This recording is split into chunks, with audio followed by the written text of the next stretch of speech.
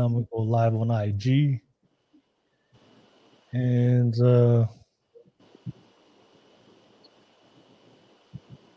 IG is working. Nope. There we go. Okay. All right. We are live. What's up, everybody? Welcome. Hey. What up? What up? Welcome to another session of the Gov Cloud Podcast Wednesday Hot Topic Show, live out of San Francisco on this beautiful Wednesday night. As you guys can see, we have another hot topic for you guys to discuss. We have a full panel tonight. We got some beautiful ladies, some handsome gentlemen here joining us tonight, and we have a great show for you guys as always. As always, thank you so much for always tuning in. You guys already know if you see value in the content, the best way to support me is to smash that like and subscribe button real quick. All right. As always, this is a public show. A lot of you guys reach out to me on Instagram asking me how do I join because you're not from the Bay Area. The link is in the description below. Click on that link and you'll be able to jump on and be part of the panel and be part of the show. And whether you agree or disagree, you can join our discussion tonight. All right. And of course, if you want to share your opinions and your voice, a lot of you guys have questions for the panel, or you have questions that you guys or topics that you want us to discuss as a panel, drop it through a super chat. I'll be able to put it on the screen, read it out for everybody, and add you to the discussion and give a shout out as well. And of course, if you do want to just show some love and support to the podcast, drop a super chat. Always appreciate your financial donations and to support the show so I can give you guys the best quality content. Of course, the best way to support me financially, become a supporting member on my locals. The link is below in the description. A lot of you guys support me. Thank you so much. You get exclusive content to be found on there, access to me, and of course, one of the perks is you'll be able to become a virtual guest on my Friday night shows and my Saturday night shows when I have in-studio guests come to the studio here in San Francisco. Okay. And of course, I am live and streaming on IG. So if you're watching this from IG, shout out to you guys. Thank you so much for tuning in. If you want to get the full experience, come over from IG and come to YouTube. We're going to be able to participate in the live chat and also join in as a public guest if you do want to jump on. All right. But as always, let's get that live chat popping. Appreciate you guys. I see Jane Spitfire. Always appreciate you tuning in to my live show. Team M, good to see you. MZ Carol 626. Good to see you guys. If you guys are moderators in the live chat, thank you so much. Get the live chat popping and get everybody active on the live chat. What's up? Sorry. No worries. Welcome. You just jumped in right on time, Lexi. All right. Awesome. No worries. But thank you so much, everybody. We have a great show planned for you guys. And of course, I'll give you a special plug for my sponsor, Wave Management. So if you guys are looking for solar panels to lower your electricity bill, if you're looking for a solar job to make thousands of dollars every single month, if you need to fix your credit, or if you need to start an LLC and start a new business, reach out to my boy Jordan. He's the CEO. He's the CEO of Wave Management, and he'll be able to have the services to help you guys, whatever needs that you guys may have. So all the link in the description for all the information for Wave Management is in the description below. Go reach out to him and definitely let him know that you found the information through the Gov Cloud podcast so you can support your boy. But thank you so much. As always, I appreciate you guys. And then a special shout out to our panel. All right. Thank you so much to the panel. Thank you for making the time. Be part of the podcast tonight for tonight's live show. And we'll go right into the show. But before, we have some new faces here tonight. So let's do a quick intro from everybody. Just let everybody know who you are, and then we'll go right into the topic tonight. I'll start with the ladies. First time for all you guys. Thank you so much for making the time. But I'll start with you, Lexi. Go ahead and give yourself a quick intro for everybody out there. For sure. Hi, I'm Lexi. I was born and raised in Vegas, moved to Ohio. Boring life here. I'm in the dental field. So fun. But it's nice to see you guys, and yeah, hopefully we can have some fun. All right, we'll definitely have some fun tonight. Thank you so much, Lexi. Thank you for making the time, for jumping on. We'll keep it moving. I'll pass it to you, Elizabeth. Elizabeth, go ahead and give yourself a quick intro for everybody out there. Hi, I'm Elizabeth. I was born in Long Island, New York, and raised there. And now I'm in Myrtle Beach, South Carolina, and I'm a hairstylist at Sport Clips. So lots of fun. And this is a cool opportunity. So thanks for having me. All right. Thank you so much, Elizabeth. Appreciate you for jumping on tonight. We'll keep it moving. Pass it to you, Stephanie. Stephanie, give yourself a quick intro for everybody out there. Hey, what's up, guys? My name is Stephanie. I also go by Sharkeisha and Rosalia. Those are my three personalities. I'm a comedian, and I hopefully gonna make you laugh today. But I'm representing the West Side, Cali, baby. What's up? Yeah, West Side, baby. You already know, Stephanie. Thank you so much. I appreciate you, Stephanie. Thank you for jumping on for tonight. I'll pass it to the fellas. Fellas, always good to see you guys. Always joining on the pod. Pass out with you, Big Dog Barking. Quick intro for everybody out there. What's going on? How y'all doing? My name is Big Dog Barkin, country boy from Memphis, Tennessee, and I'm just up here trying to have fun with y'all. So let's have some fun. All right, we'll definitely have some fun tonight. Big Dog, appreciate it.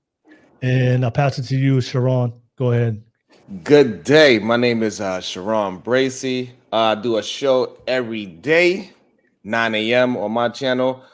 We the solution-based gang. We deal with everyday problems, and we do our best to get down to solutions. And the main thing that we do is rebel against remedial rhetoric, and we try to challenge people's thoughts. We do not allow just anybody to say anything.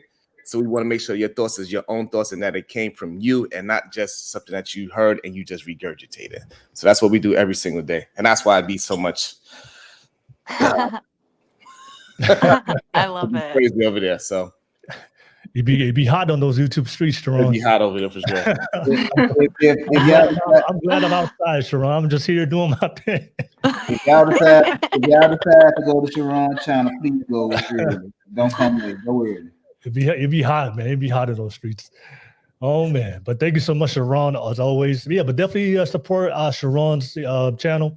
Big Dog has a channel. Support them as well, and of course, all the ladies. I'll definitely put all their social media stuff, so that way you guys can support them as well.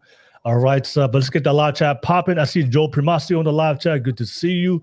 Liz Solorio. All right, first time I see you on the live chat. Thank you so much for being on the live chat. Thank you so much. As always, get the live chat popping. Let me know what you guys think about tonight's topic. And of course, this is a live show. If you're tuning in for the first time, you can click on the link. The link is in the description. Jump on. You can be part of the panel. And of course, if you have a topic or something that you want us to discuss as a panel, drop it through a super chat. I'll be able to put it on the screen, read it out for you guys, and respond to you guys. All right. But without further ado, we'll go right into it.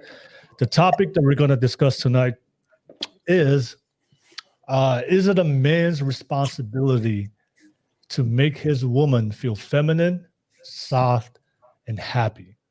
All right. So this topic actually came from a conversation I had on I think a couple weeks ago on the podcast. They brought it up between two ladies, and they were having a disagreement whether if it's the man's responsibility to make his woman feel feminine and soft. Because I think one of the women on that panel was a modern woman. She was independent. I can do everything on my own. I have my own job. I have my own bag. And she was saying is she has to be in a masculine role because she has to survive. And because of her past experiences of going through life and past relationships, it's kind of hardened her to be able to trust a man to come into her life. And what the other girl was saying is, it's not the man's job to soften you up if you're hardened by life or whatever role you're playing as a woman. That's your responsibility, not the men. But there's also a lot of women out there just saying that if you want us to be feminine, then it's a man's responsibility to make us feel feminine in that safe space. So it was a back and forth. So I thought it was an interesting conversation to have. I hear from both sides, from both the men and the women. I would like to open up the topic for you guys. And of course, there's a lot of content online. When I was doing my research, there's a lot of content online for a lot of women saying that men aren't masculine enough to make us feel feminine. That's why we oftentimes are independent, or we come off as masculine. But then what the men are saying is, it's not my responsibility to make you feel feminine. If you're feminine, you're just feminine. So I don't know. We'll have a conversation tonight. We have men on here, we have some women on here, and of course, everybody on the live chat. Let me know what you guys think. I would love to hear what you guys think about tonight's topic. If it's a man's responsibility or is it on the woman? And I see Mr. Anderson. Hey, good to see you. I haven't seen you in a long time. No see, Mr. Anderson. So I appreciate that. I already see your answer, Mr. Anderson, and I see Sophisticated Jerk. Good to see you on the live chat. Thank you so much as always. And of course, I see the IG stream starting to increase. Appreciate you guys from IG watching. Definitely come over to YouTube so that way you get the full experience and be part of the live chat. And of course, if you do want to jump on and be part of as a public guest, you can click on that link and jump on. But I'll pass it right to the ladies. Ladies, I would love to hear what your opening thoughts about the topic. And I'll start with you, Elizabeth. Elizabeth, do you believe, is it the man's responsibility to make his woman feel feminine, soft, and happy? Go ahead. I think it's definitely like one of those things where it is not like somebody else's responsibility to make you feel a certain way or feel a certain emotion, but you can definitely like be self-aware to tell the man, like, if you do this, this could help bring out that feminine side of me. Does that make sense? Yeah. Okay. Yeah. I get it. That's how I kind of feel about the topic. Just kind of like you have to be self-aware in what you want from a relationship to know what you need to receive from it to bring out the best side of you. Okay. All right. Thank you for sharing that to Elizabeth. We'll keep it moving. I'll pass it to you, Stephanie. Stephanie, what do you think? Do you think it's the man's responsibility to make you feel feminine, soft, and happy? This is definitely a hot topic. I think everybody has their role, right? The woman has their role, the man has their role in partnership, right? And there's, for example, a man will treat you how you respect yourself, right? Vice versa. A woman will treat a man how he presents himself as well, right? So if you're going to be that ratchet girl, that party girl, that, cusses, which is I used to be, so I can speak on it. And, you're going to be disrespected. You're not going to be treated a certain way. You're not going to be held at a certain level and, forward on. But the woman has to find her own role, right? So if you have daddy issues, you're going to be so against men. You're going to think you're this powerful woman. You're going to put men down and you're going to show that masculinity side, right? Because that's something that's either a trauma that happened sometime in your life, past relationships, so forth. So like to simplify it, I think everybody needs to find their own healing in order to present each sides accordingly, right? It could be the same for a man, right? A lot of men are raised as no crying, don't show your emotions, be this hard, tough ass guy. And then there's women who like those kind of men because they're like, oh, in Spanish, we call them a mandilon, right? So it's a little bitch, in other words, where a woman can be like, hey, do this, do that, pay me this, pay me that. So you kind of got to find your balance. You got to find that healing within. I think everybody has their gender roles, but everybody's lost in translation nowadays as far as what they should be, right? If you watch too much media, oh, I guess I'm supposed to be this way as a woman, right? Or vice versa, the guys too. Oh, I'm supposed to be this now. The guy that cooks, the guy that puts makeup on now to cover their imperfections, right? So there's too many things that have changed as to simplify something, to have like a concrete answer, right? So women can be how they want. I'm not here to tell them how to be. Men can be how they want. I'm not telling them how to be. But you got to find that medium ground when you're dating, right? Find your healing first. Take care of yourself within first, and then go from there and see what you like and what you don't like. So I can't say it's a definite yes or no, but I will say that I've personally dated some little bitches as men and it makes me bring out my masculine side. You know what I mean? So I'm just like, are you the fucking man? Fine, give me my strap on. Bam. Just kidding. I don't do that. But you know, this is a stupid little example. You know, and then I've dated other men who are super, super masculine men, plan everything and make me be like, okay, sure, whatever you say. You know, I want to cook for you. You know, so just depends, man. All right, thank you so much, Stephanie. For all the men in Stephanie's past, they're probably watching this and experiencing. Emotional, damn it. They're like, I swear that wasn't my strap on. All right, so nevertheless, Stephanie, appreciate you. Thank you for sharing. Definitely love your perspective. We'll keep it moving, and I'll pass it to you, Lexi. Lexi, what do you think? Do you think is it the man's responsibility to make you feel feminine, soft, and happy? Okay, so I kind of agree with what Stephanie's saying, but you know, I do have daddy issues and I love men. So I can't agree with you on that part. But you know, as far as I feel like I want a man to be real masculine, you know. I want him to kind of take over, do his thing. I don't know, that's just how I feel. But as far as putting me in my feminine energy, I feel like yes, a man can do that, but it's kind of up to me to do that as well, you know, like she was saying with your healing and all of that. But yeah, that's kind of my perspective on it a little bit. All right, thank you for sharing that, Lexi. Appreciate that. We'll keep it moving. I see everybody in the live chat. Keep that live chat popping. I see VNFTW. Good to see you, VNFTW. But I'll pass it to the fellas. Fellas, what do you guys have to say? I'll start with you, Big Dog. Big Dog barking. Is it the man's responsibility to make his woman feel feminine, safe, and happy? It's not my job as a man to make you happy. You supposed to already be feminine when I get to you. If you're not feminine by the time I get to you, then whoever raised you did a bad job of raising you.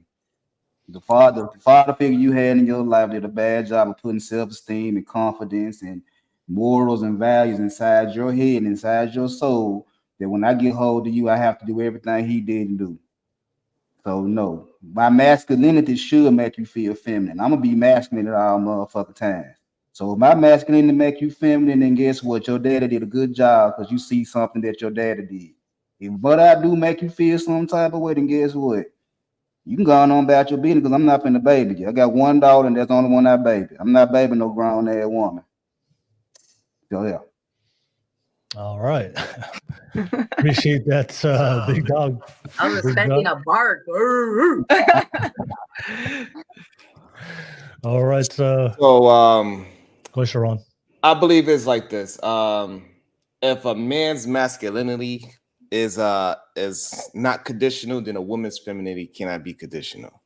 You cannot put conditions on what make you feminine and as a condition on what makes you masculine. So therefore, it is not my responsibility. If you don't come while I'm there, you got to come when I come back. It is simple as that. So at the same time, I never met a woman that was so masculine that it made me run away. I never met this woman that is so masculine. A woman that is so-called combative is what they call masculine, but it's kind of more like what the ladies were saying earlier. That's somebody that went through something. They went through trauma. So I could recognize the trauma. So when a woman is being combative and she's bucking up, so to speak, that doesn't makes me nervous or make me scared. I don't get, oh my God, why are you screaming at me? Why are you yelling at me? No, I will walk through it. What's going on? Why are you like this? What happened to you? Who did this to you? Your daddy wasn't there. Well, then you could call me daddy now. Don't worry, I'm here for you, baby. So that's how I look at it. It's not a choice. It's either you gonna be who you are, and the women that do feel like they masculine, you just gotta find you a feminine man, a man that doesn't mind putting on a skirt, and he doesn't mind you chasing him around the goddamn house. It's all good. Everybody's got somebody out there. There you go. Yeah. Exactly. So, maybe you have to change a tire, but he's going to be cooking and cleaning, whatever, how that goes, whatever that so-called role is, let it be. Enjoy it. Embrace your masculinity, females. It's okay. Just go ahead and get you a feminine man. He's going to love you. And if you have to get some pointers from Stephanie about the extracurricular activities, Hey, learn what you can learn. All right. Cool. Thank you for sharing that, Sharon. Appreciate that. I'll pass it to the ladies. Ladies, we all got a chance to hear from each other. Does anybody want to respond to somebody, or you want to add on to what somebody said? Someone in the comments said that it looks like I chew, what did it say, tobacco like men and spit them out. Wait, I can't even see the comments. There's And the a back chat two is sides where it Probably says I'm on a private chat phone. and comments. you can see it on your And- phone too if you really want. Yeah, to. you should see it. You should see it on your phone. Yeah, You just so gotta press comments. I do want to clarify something, so I don't drink alcohol anymore, and it's been over 2.5 years now. And I don't have daddy issues. I'm very close to my dad. But when I was this drinking individual, plus my trauma, right? When I was 18, I was raped, and then I had a boyfriend who was abusive. So just a lot of male trauma in that aspect, right? So I coped everything with alcohol, and I pushed a lot of men away and actually used them because I didn't give a fuck about them because they hurt me so bad, right? So I was that type of female who didn't care for their feelings. Like, I literally didn't give a rat's ass what their opinions were. You want to be with me or not? I'm a good person, but I hadn't healed any of that, right? So now if you move forward and you look at no alcohol, right? You look at the healing, you look at acceptance, forgiveness, religion and so forth, and you see everything differently because, my parents, they've been married, almost, I think 43 years now. And these two human beings love and respect each other. Are they perfect? No, no one's perfect, right? But that's what I want. And I knew I wasn't going to be able to have any of that if I didn't throw away that party life, right? If I didn't heal, if I didn't forgive, if I didn't, anything. When you look at it now, it's a whole different ballgame out there. I realized, wow, I wasn't in my feminine stage, right? At all. I respect myself now. I love myself. I forgive myself for the things that happen in order to move forward. And, yes, a woman should have her roles, and yes, a man should have her roles. Those two individuals need to have that conversation before you get married, in my opinion. You guys need to set your boundaries as far as how you two will respect one another and move forward and grow with one another.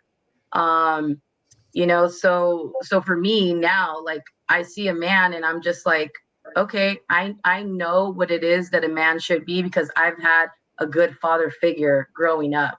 On top of that, I have a brother who's always protected me. So these two men have always protected me. And even though I have my trauma, I have to remember there are good men, and I cannot push my traumas onto these men when you go into dating, so I think I rambled on a little bit there, but You're good. That was great. understanding. That was great. Hey, Steph, I got a question. So what is the difference between now and then for choosing? Because you had your good father as example and your brother as a good example. Why was you still choosing the wrong man then? And now what do you see differently that you could choose the proper man now?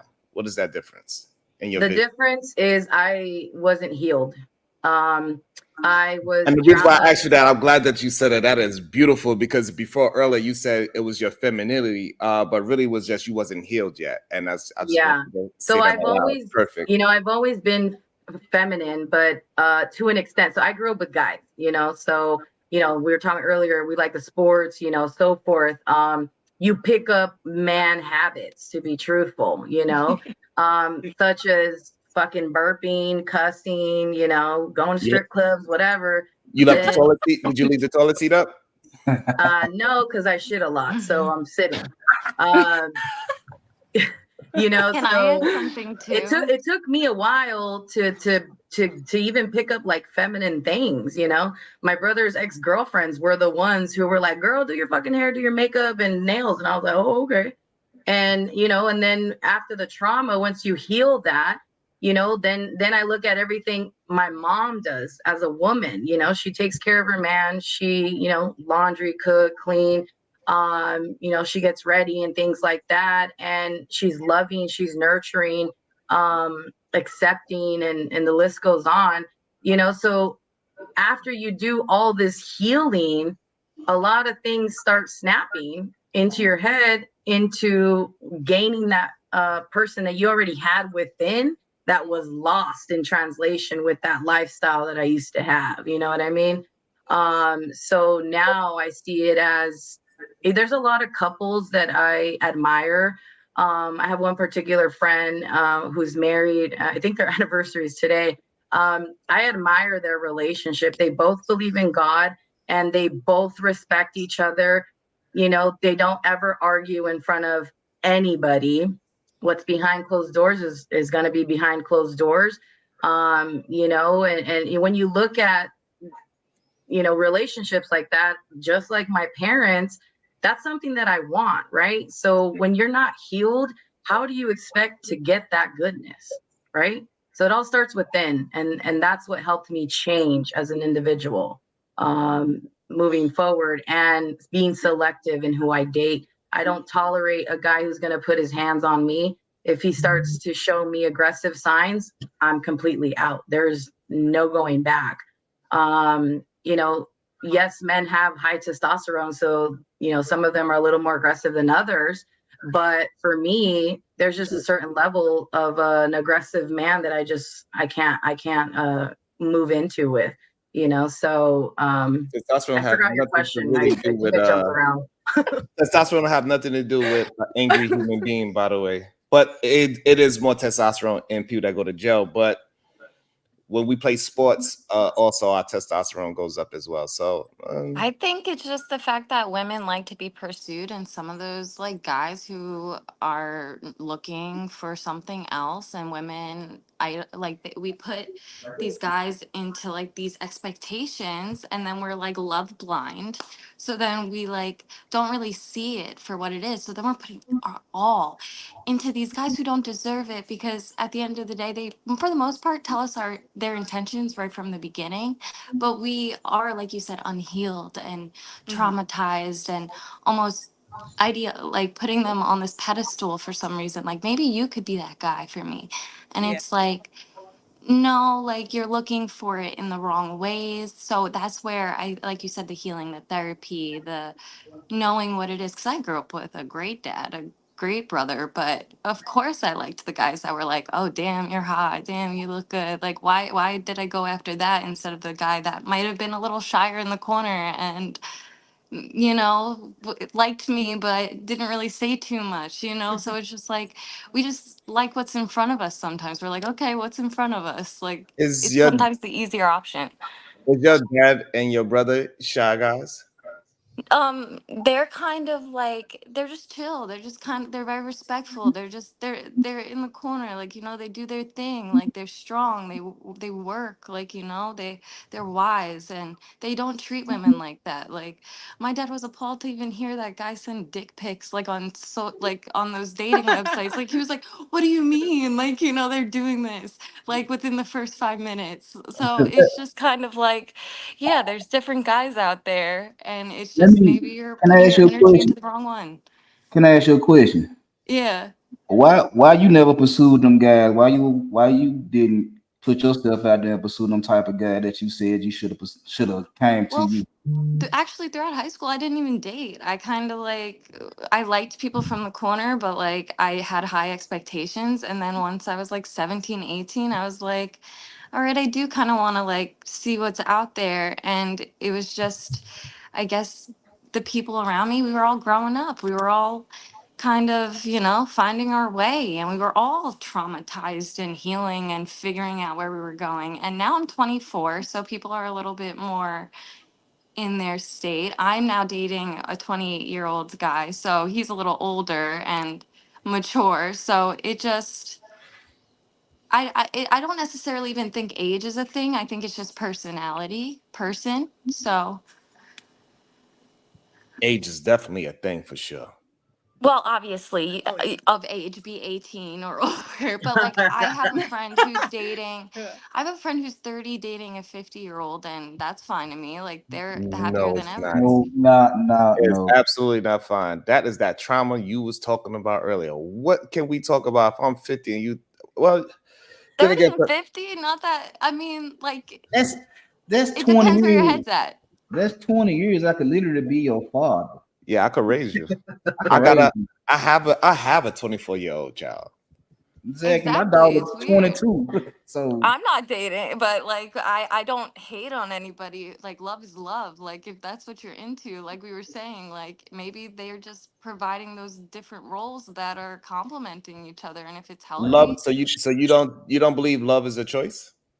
love is, um, no, love is a feeling, but you can choose to what you want to love. Like over time with your healing, your feelings will change towards something healthier. Does that make sense? Like with therapy, I'm not the same person when I started. I don't have the same feelings when I started therapy, but now, like, I'm finding myself again. Like it's almost like when you're living through that trauma, you're loving something totally different because you're comfortable with it. Mm. I mean, I I definitely- think it's weird when, and this is my opinion, sorry to cut you off, but I think it's weird when you start to see those huge age gap difference, especially because it's usually women who are trying to date an older man. And that's because they're either financially really stable, they're giving them, or excuse me, they have daddy issues guaranteed. Guaranteed? Man with the daddy issue. Yes. No, But what if it's they true. don't? Because what if It's they have a it's great true. dad? It's true. Like usually these women who are dating older men have daddy issues. That is almost a fact I can guarantee. Wait, You But know, like, listen, what can if you, what if Stephanie, they can you both define have kids? Can you What if define they like what's old? What's old for you? What's too old for you? Like what age gap do you consider too old, and that would be qualified as daddy issues? well, Like okay. So what was it earlier? People are 50 so quick and to throw the 30? daddy issues thing around. I'm sorry to cut you off, but this daddy issue thing, you're just throwing this around. Like it's, I don't So, even think like so you don't that's believe the in right Like daddy word. issues? statistically, yes. You don't Daddy. believe in daddy issues? Yeah. Go because ahead. most women prefer to date older men.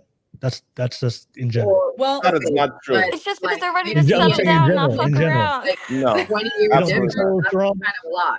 I disagree with that 100%. You don't. So They do you, do like to be think the average bachelors. woman wants to date a man that's younger than them? I think most people date within their age range. People are not dating 10 years past they're not marrying that on No, I'm saying older means just like 1 majority. year older, 2 years older. That's what I'm The, saying. the, Oh yeah, pre- you about the Over 4 5 here preference years. in the Yeah, South, it's the, different. the preference is slightly older, 3 to 4 years. That's what women Yeah. usually go for. So It's not because like in my mind, when I hear old enough, that means I could cross your street at one point. yeah, but the thing about the daddy issues and the thing about like they date these men because of money. 20-year-olds like men with money, 30-year-olds like men with money, 40-year-olds like men with money, 50-year-olds like not men with true. money. Catch Not his All case. women from all ages like men with money. You can, on the puppy love face, kind of ignore the money because you're in high school or you're in college and you are broke, and there's the puppy love. But after than that, is literally transactional. So the same reason a 25-year-old loves a 40-year-old that is a millionaire is the same reason she likes the guy that is going to go to the NFL. Not because he's a great football player, but he's going to wreck a tremendous amount of money in very few years.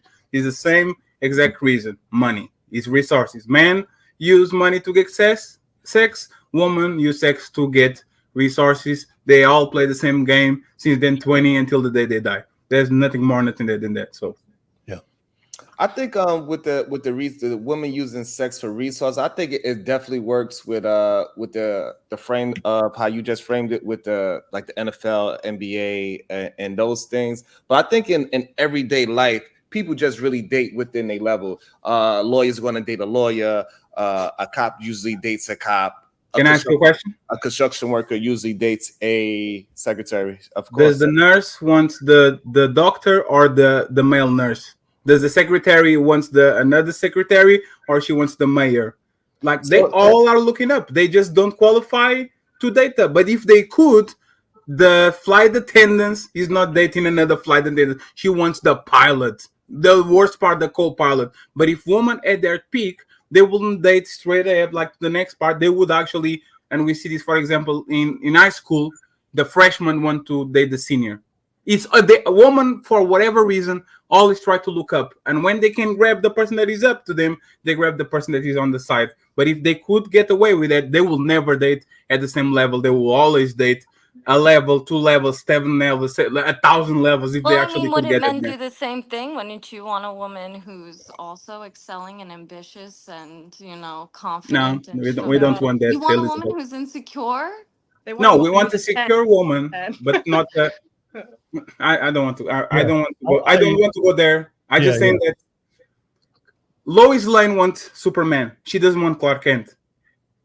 Clark Kent is literally in front of her. You and want Black Widow or but there's like, but you see what I'm saying? Like the regular man, he's literally invisible. Like he's literally invisible, and he's right in front of her. Out there. Let me just finish the analogy. No, but because it's the same person. Superman and Clark Kent are literally the same person. Clark Kent is in front of her. She never sees him, but because Superman is up there, she's infatuated with him. This is how usually women date. Superman doesn't need to date Wonder Woman. He can literally come from the skies and date Lois Lane and be perfectly fine. He doesn't have to romance Wonder Woman. So I think that analogy. You show your wings. You show that's a part of the role. It's just like if you want somebody, you're gonna dress up a little bit more. You're gonna look cute. You're gonna look handsome. You're gonna dress your best part because you want to show off to make yourself known. Because Superman wears pennies. Yeah, but she noticed him when he was in the sky, like you said. Yeah, but he has red pennies. Like he literally has a tongue or whatever he dressed. He's not up to the part. Superman. He had all the other good qualities. Okay, I got you. So here's the thing. I think it works when we just having conversation, but in real life we don't see that. Michelle Obama was a lawyer. Barack was a lawyer. Bill Clinton, Hillary Clinton, they equal, and we can keep going down the list of these. If you want to use celebrities as examples, most actors are with actors. Denzel Washington met his wife; they both was actors in Broadway. Like we always see it in real life. People date within their realm. They not dating so high up because most people that it's not like a $300,000 man is going to be dating the Carvel woman. That is not happening. He is not going to Foot Locker like, oh, the way how she passed me those sneakers. Ooh, I think she'd be a perfect wife. That does not happen in real life. People date at their level. Okay.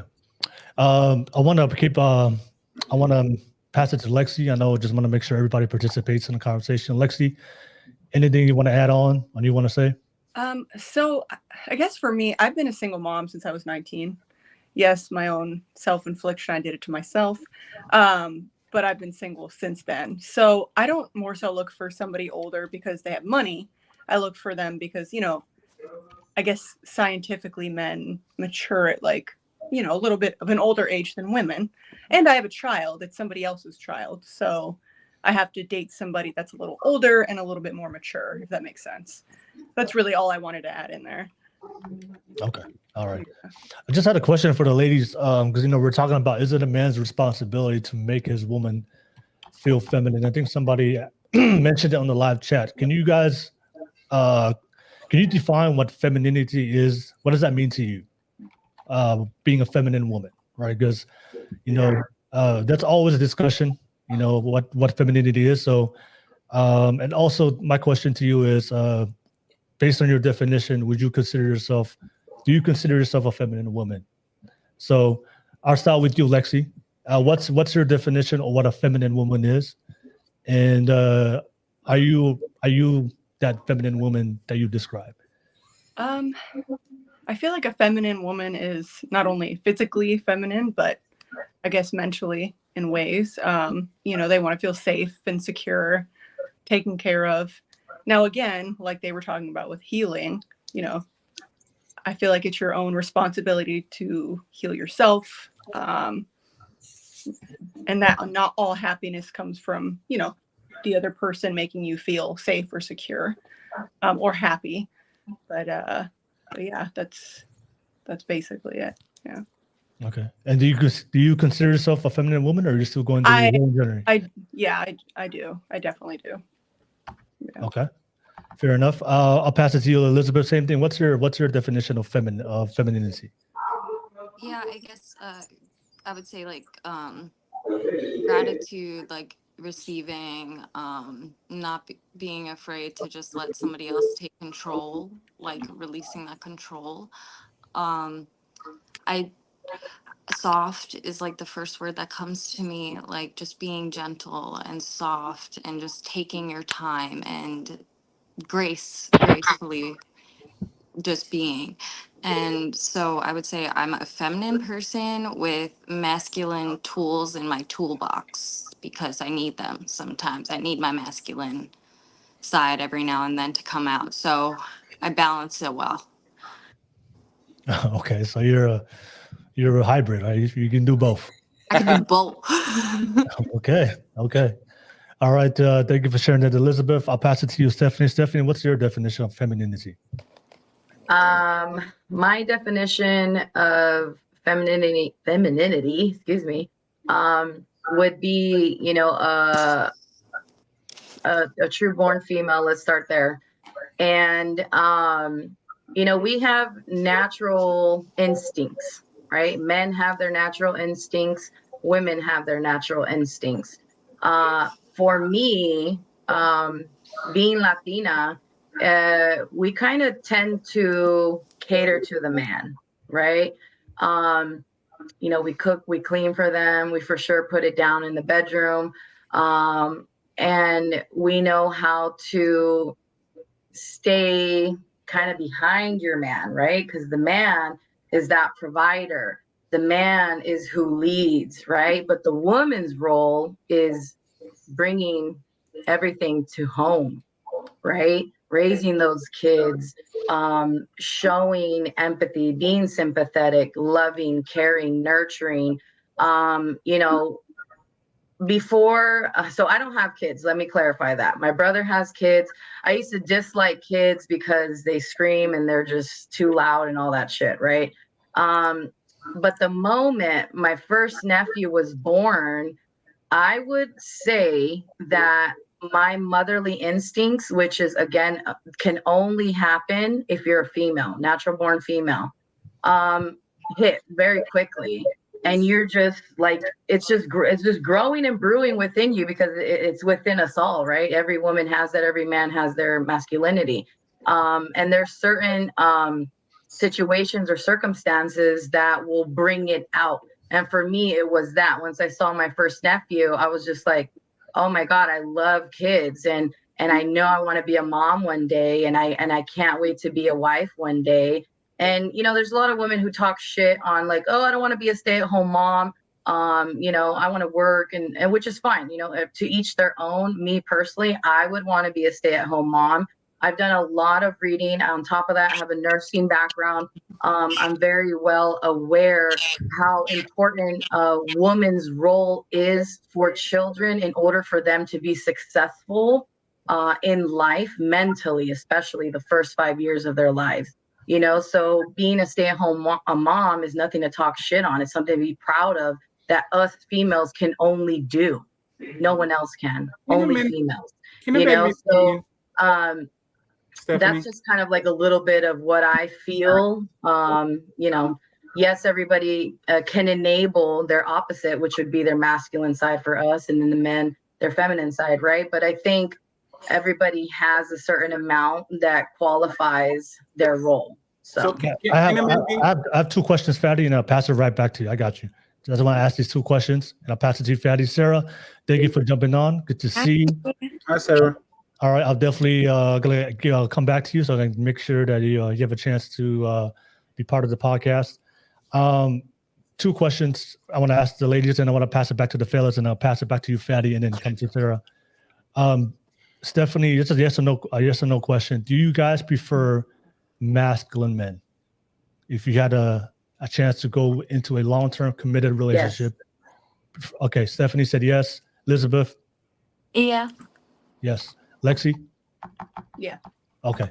All right. So my second question is, of all the men in your past that you dated, were any of those men masculine men? Stephanie?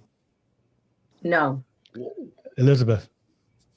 No, but the current boyfriend I'm dating now is masculine. Okay. Fair enough. Lexi? They try to act like they are, but no. Wow. Some of them, not all of them. All right. No, the only reason why I bring that up, because I think Big Dog mentioned it before in the beginning. If you are a feminine woman, you're going to attract masculine men, right? The masculine men are going to find you, and you're going to attract those types of men. So sometimes when we have these conversations, if you are a feminine woman and all you women mentioned that you were feminine, you will naturally attract those types of men. But if you have no history of attracting masculine men, you're attracting the opposite, then that would be like some self-reflection to look within you to kind of like, are you really that feminine woman that you describe? Because masculine men are attracted to feminine women and feminine women are attracted to masculine men. It just happens naturally. But sometimes when I have conversations with women, they will say, I'm feminine. But then you ask them, okay, what's the history of all the men that you dated? And there's like, no, I never dated a masculine man. All of them were feminine or they're weak or beta men. Then I would. That's so true. Then I'm not the second so guess, like, true. you truly the feminine women that you described, that you mentioned on this panel.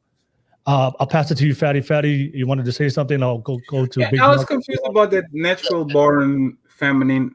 If we say that man can be extremely feminine and woman can be extremely masculine, right? Which means that there's a lot of confusion going around. And we are always like a little bit feminine, a little bit masculine, depending on the person. Like, why put so much emphasis on that, knowing for a fact there's a million of men that are extremely feminine, most feminine than a lot of women, and there's a lot of women that are more masculine than a lot of the soft men that we see walking around. Why? It seems like we put boundaries and hard lines, but then when you look at reality, those lines are not there at all because, like you said, you dated a feminine man. So what's that all about? I just wanted to understand like your point on that, Stephanie, just to make sure it's okay. And Will, if you can do the noise canceling on Sarah, that would be great. Yes. And before I pass it to Stephanie, let me just read some 2 super chats real quick. Kasim, shout out to you, Kasim. Thank you so much. All right, Kasim said, a feminine woman is a gift to any environment. Thank you so much. And T.O. said on the live chat, do they even know what a masculine man is? Women of today barely know what femininity is. LOL. All right. So thank you so much as always. If you have anything to say, you have any thoughts, share it through us, drop it through a super chat. I'll be able to read it out for you guys and react to you guys. Who was the last person to speak? Who was talking? I asked Stephanie a question about femininity and all that. How do I say this without offending people? You can offend people in here. It's okay. We are in an age right now where gender roles have completely just gone out the window, which I firmly believe is a huge reason we are at where we're at. It's not just one of them. There's many, but that is where I'm sticking to here. Again, going to the biological nature, right? Men just naturally have certain instincts that make them that man, right? Which is the provider, okay? The hunter-gatherer. And then the woman, right? There's like a lot of noise. I don't know who it's on. So it's Sarah. The noise wasn't near when she was just yes. Okay. And then the woman, again, we're the ones that really truly create that home environment, right? So, yes, everybody has the ability for characteristics, of masculine, feminine, right? So if you put emotions under feminine or masculine, where is it falling under? We already know women, right? Okay, if you put in the more aggressor per se, right, which would be a stereotype, you're going to throw it out there as the man, right? So there are those characteristics that anybody can enable or access, right? But naturally, we all have something within. However, I will say it can be brought out and or kept in depending on your healing and your upbringing and your relationships with both your parents. So I'll keep it at that. Versus nurture. I know. I didn't understand your answer. And by the way, the gender roles, they only change for women. You don't know, probably no stay-at-home dad. That a woman is working 12 hours and is taking care of the babies and all that. The gender roles evolve for women. Men have exactly the same position that they ever had. They have to work, and if they don't, probably they're not going to keep the relationship. But I don't want to, like, it's just a sidetrack. I just want to kind of understand what's going on. Maybe it's my understanding, so I apologize. Okay. No worries, It's Fatty. okay, but I will disagree. There's a lot of men who now no longer are the providers. The women want to be the providers, right? Meaning bringing in the money. And now the man stays at home, and now the man's cooking, and now the man's cleaning. So that is he working? Definitely happening nowadays. So woman working and men on the kitchen, barefoot and not pregnant, but kind of, right? Like strolling around. So sure. There's a lot, yeah. Do you guys know any? So since when making money is a feminine or masculine trait? It's a provision. It's a masculine trait provision. Yes. It's just something that we have to do nowadays. You know what I mean? Yeah. Like, it's just so expensive that everybody has to. It's not masculine or So feminine. I don't think if we used to look up provision, I don't think that would fall under masculinity. But also, yes, protection and provision. Provision before was used to be hunting, fishing, and all that. Now it's bringing money so you can have food for. I don't think it's even confusion anymore. Like we were saying that it's gender confusion or whatever. No, we're fluid. A lot of people are just fluid nowadays. Some people have masculine tendencies. Some people have feminine tendencies. What are you most comfortable in? You figure out that for yourself. Then if you go into a relationship, find that compatibility. Like you said, feminine and masculine traits attract. So you might, it doesn't have to be a specific gender, but if you know yourself and what you're comfortable with and what you need, and if that other person is your equal, like you blend together and balance each other well and fill each other's cups up. And some days people are 80, some people are 20%. And then, you know, you're going to have to help each other out. But I think that's what makes a healthy relationship, being a team, rather than you have to do this, you have to do this, you have to have this expectation or this role. It's like there's so much on this masculine feminine topic where it's like, where's the love? Where's the just, we're humans and we're trying to survive and enjoy our life. Like, you know what I mean? Like, and get through it together. Love doesn't have anything to do with a long-lasting relationship. That is something that comes and goes. So love is nothing to do with but you have to have those boundaries. I understand that, but so like when we talk about understanding your role. So when we talk about masculinity, I think we need to stop with the remedial rhetoric. Let's define what masculinity is so we can really understand it. It's like it's more directness, it's more goal oriented. One of the things that Fatty says is protectiveness. I believe that one is one. Action, directness. Those are things that define masculinity. And the problem is we keep going with the same bullshit two words, protecting and provision. And provision is not something that is a masculine trait. Anybody can have provisions. Anybody can see further than they hand. That's just is the four piece. Is the four piece protecting, providing, procreating, and problem solving. There's the four pillars of masculinity. I agree with those are the four pillars of masculinity. I agree with 2 out of 4. Yes. So let's define masculinity for the sake of the conversation. I think Sharon brought up a great point. So that way we can have a better understanding when we have this exchange. So I'll start with the fellas, and then I'll come to you, Sarah, and then come back to the ladies. Sharon, what I'll start with you, Sharon. What's your definition of masculinity? Men we are predictable, we are rational, we structured, goal oriented, some strength, directness. Protective are some of the traits that men can exude to show that he is masculine. Okay. All right. Thank you, Sharon. I'll pass it to you, big dog. What's your definition of masculinity? Logical, strong, decision making. Mm. That's basically all I got right now. I can't go too deep. That's all I got right now. Okay. All right, big dog. I'll pass it to you, Fatty. Fatty, what's your definition of masculinity?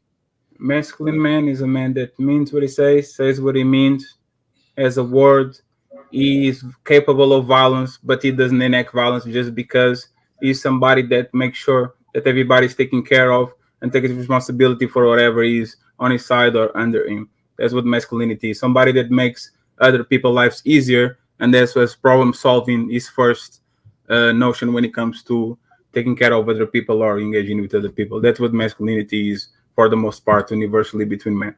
So the only one I disagree with is the violence part, and everything else I think it was spot on. The only reason why I disagree with the violence part is because most women never see their man fight, so they don't actually know if they man But can you have to be actually fight capable. or protect them. So that's the only reason why. But I understand why you put it there, because protective is a key thing for a man, and usually when we think of protection, we think of violence for protection. So I do understand why violence is there. You are not a masculine man if I can take your shit.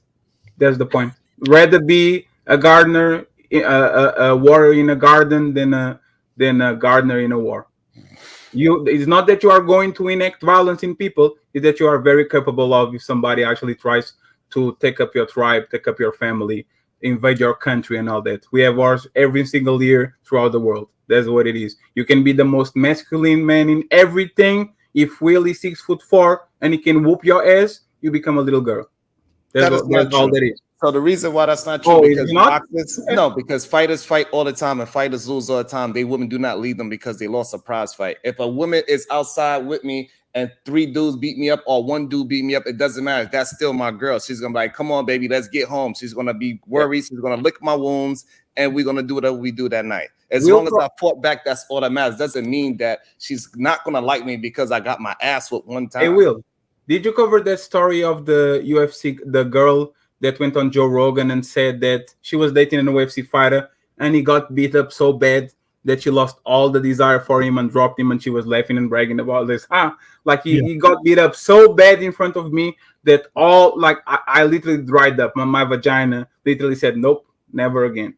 It happens all the time.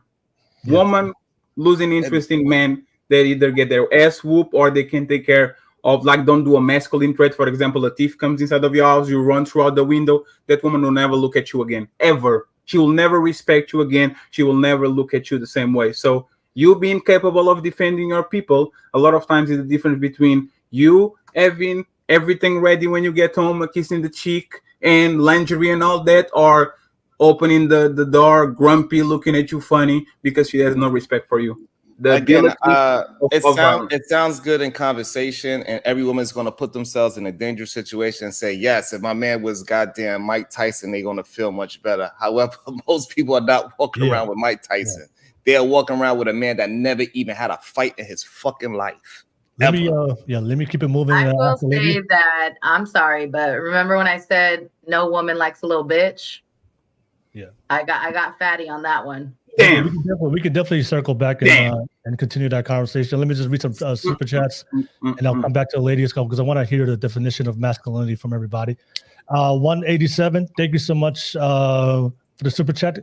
Cuddle your three tight tonight veggie tails. I don't know what that means, but appreciate that. Thank you so much. Appreciate that. 187. Kasim, man. Kasim said provision is the essence of male nature, and women have low intentions of doing that when they get with the man or get with the man who expects that from her. All right, shout out to you, Kasim. Thank you so much for your super chats. I appreciate you guys for super chats. If you have something to say, if you have a topic you want us to discuss, drop it through a super chat, and I'll be able to respond and give you a shout out. But we'll keep it moving. Sarah, thank you for jumping on, for being part of the podcast. Appreciate you. But yeah, Sarah, what's your definition of masculinity? Go ahead, Sarah. I think you're on mute. I think so. Just unmute yourself. Okay. Hey, I'm sorry I'm late. Oh my God. Like, I guess we got the times mixed up. I'm over here on the East Coast. But okay, yes, I want to say, very much a masculine man is capable of violence Damn. for me. But they Sarah, how many times you seen your boyfriend fight? oh, my ex, so many. Damn. And he's your ex. Yeah, he's my ex. Damn. Why your ex? That's what I'm attracted to. Stupid. That's what I am attracted to. I mean, he is my ex, but I will never get with a little scrawny You can say the B word. You can say the B word if you want. that can't handle business. I would. I'm just saying. So a masculine man also is a leader. He is definitely a protector, a provider. He's a decision maker. He comes in when you're in the clutch. Like he is supposed to lead, and when us women feel like we are being led properly, we can submit properly and be in our feminine energy. Okay. That's right. All right, Time me up, baby. This is insane. Thank you so much, Sarah. But thank you for your definition. We'll keep it moving. I see Tio. Thank you so much, Tio, with the super chat. Getting jumped by 3 people is different than losing a 1-on-1. All right, no worries. Thank you for sharing. We'll keep it moving. I'll pass it to you, Lexi. Lexi, what is your definition of a masculine man? So, I mean, I think we kind of went over this a couple of times. I guess different than what other people said. I preferably think that somebody masculine is like confident, somebody again who can provide, take care of you, but not in like financially, just, you know, take care of you for whatever you need, like mentally, physically, somebody who can take charge, you know, in whatever aspect that means. But yeah, that's it. Okay. All right. So I'll come back to Lexi. A question came up to my mind, but I'll come back to you. Thank you so much, Lexi. I'll pass it to you, Elizabeth. Elizabeth, yeah, what's your definition of masculinity? So I liked, what's your name? Big Dog. Okay, so Big Dog, when you said decision making, I like that because me as a very feminine energy, I'm very like, whoop, whoop, whoop, I can't make decisions. And so like people like with masculine tendencies, like I like that like decision making, you know, like it's like, yeah, I know where we're going. Like I'm taking the lead and I'm like, cool, follow, you know, that's that perfect example. And then I think also like just feeling safe, like, you know, like I guess that's why some women do like, you know, I guess a man who can fight because they're like, oh, they could protect me if I'm ever in. But like it is scary as a person who has been around abusive situations. Like I haven't personally been in one like physically, but I have grown up in a martial arts setting. So like I can fight, but I don't want to have to put that to the test. Like I would rather be like, hey, if I ever need you, like you step up first. I'll be here to throw like the last punch or something. Like, you know, you never know where the world will come to. But I really hope violence is not where we're leading, but you never know because world violence just keeps going. So females want that protector, that safety, and then that masculine feels like that. And then with the providing, like it is women do like I wouldn't say like we talked about it money, like I wouldn't consider that like a male thing anymore, but it's nice when you guys like have something you're passionate about and you like show off your work and stuff. It's like, wow, you built that? Holy shit, cool. Like, show me more. Like, you know, it's like your artistry as a man, like, even just as you see, like, from ancient cultures, like, wow, men have really created so much, like, with all their strength. Like, I can't pick up a freaking log for the life of me. Like, I need you. Like, I'm 5'1". Neither can I I. can't Don't reach even the try to push counters. that on us. I need you to reach Don't try the to top push of the that on us. pen. We're not. No, we're not looking it up. According to everybody on the panel, so that means if y'all ever with y'all man and he lose a fight, y'all all breaking up with him, correct? No, One no. one You just on bring him one. to a If fighting you class. One-on-one, they might. one on one, and if he's running around the car, absolutely. Yeah. Yes. Yeah, Bring him they to gonna a do- So hold fighting on. class. So we talking about fighting or running. So now a man running, I could understand if he's a run and he leave you in the spot. You No, he like doesn't leave. standing You're with just the running person. around the car while the I other think guy's that is. pursuing. I think that's No, one thing. That's ideally the it's extreme you somebody have who to could, use. like, You got to say problem that he had to solve. run. He had to run out the house and leave you in the house in danger. He left you there in danger. That is not the same as losing a fight. If we talking about somebody that's actively fighting and he just loses the fight because anything can happen in the street fight. If you ever been in one, Right. all it takes is Exactly. one punch. Doesn't matter how good you can fight. Mike Tyson lost a fight. Yeah. Exactly. No, you saying exactly, but y'all all saying that a man Well- loses a fight. Well, the thing That y'all is, running away. You cannot say exactly. I And never then know said if that he Mike lost Tyson, the one of the fight. greatest fighters of all time, lost a fight. And But no like woman you said, in this though, age, like, we no don't wanna woman be here left. would ever say, "Oh, Mike Tyson, you lost a fight." So I lost a lot of respect for you. That No, I I said see you a with your man eye busted open. This is violent. ridiculous. Like, come on, it's living reality. Most women do not see their man fight. Did I say Stop lose it. a fight? No, Most I men do didn't. not go to Oh. boxing I think classes. every Most female men do here not go has to seen karate their classes. man fight Most at people some do not point in even his put themselves in situations where they men have to fight. Protection in most people's eyes is being in a nice If neighborhood, you're a going to a real nice man, you restaurant. wouldn't fight. You would communicate. That's the truth. Say what? If you were a real man, you wouldn't fight. You would communicate. That's the truth. And that's what we're doing So here. now we went from Communicating. somebody was that amazing. to somebody that just communicates. This is crazy, You man. legally retracted everything we said. If you're a real man, you talk. You Talk real it out. man, you talk it out. Communication. No Talk it out, violence. guys. That's where I stand. That's Grow what I learned up. from this talk. Lord have mercy. Let me just I'm read just this. saying, we just got to live in reality. That's all I'm saying. Yeah, let me just read the super chats real quick. Tio, thank you so much. If you stood up to 3 people and got your ass whooped, she'd probably call you dumb, but respect you more. But if you lose a one-on-one, she'll lick your wounds and lose respect for you. All right, thank you so much, Tio.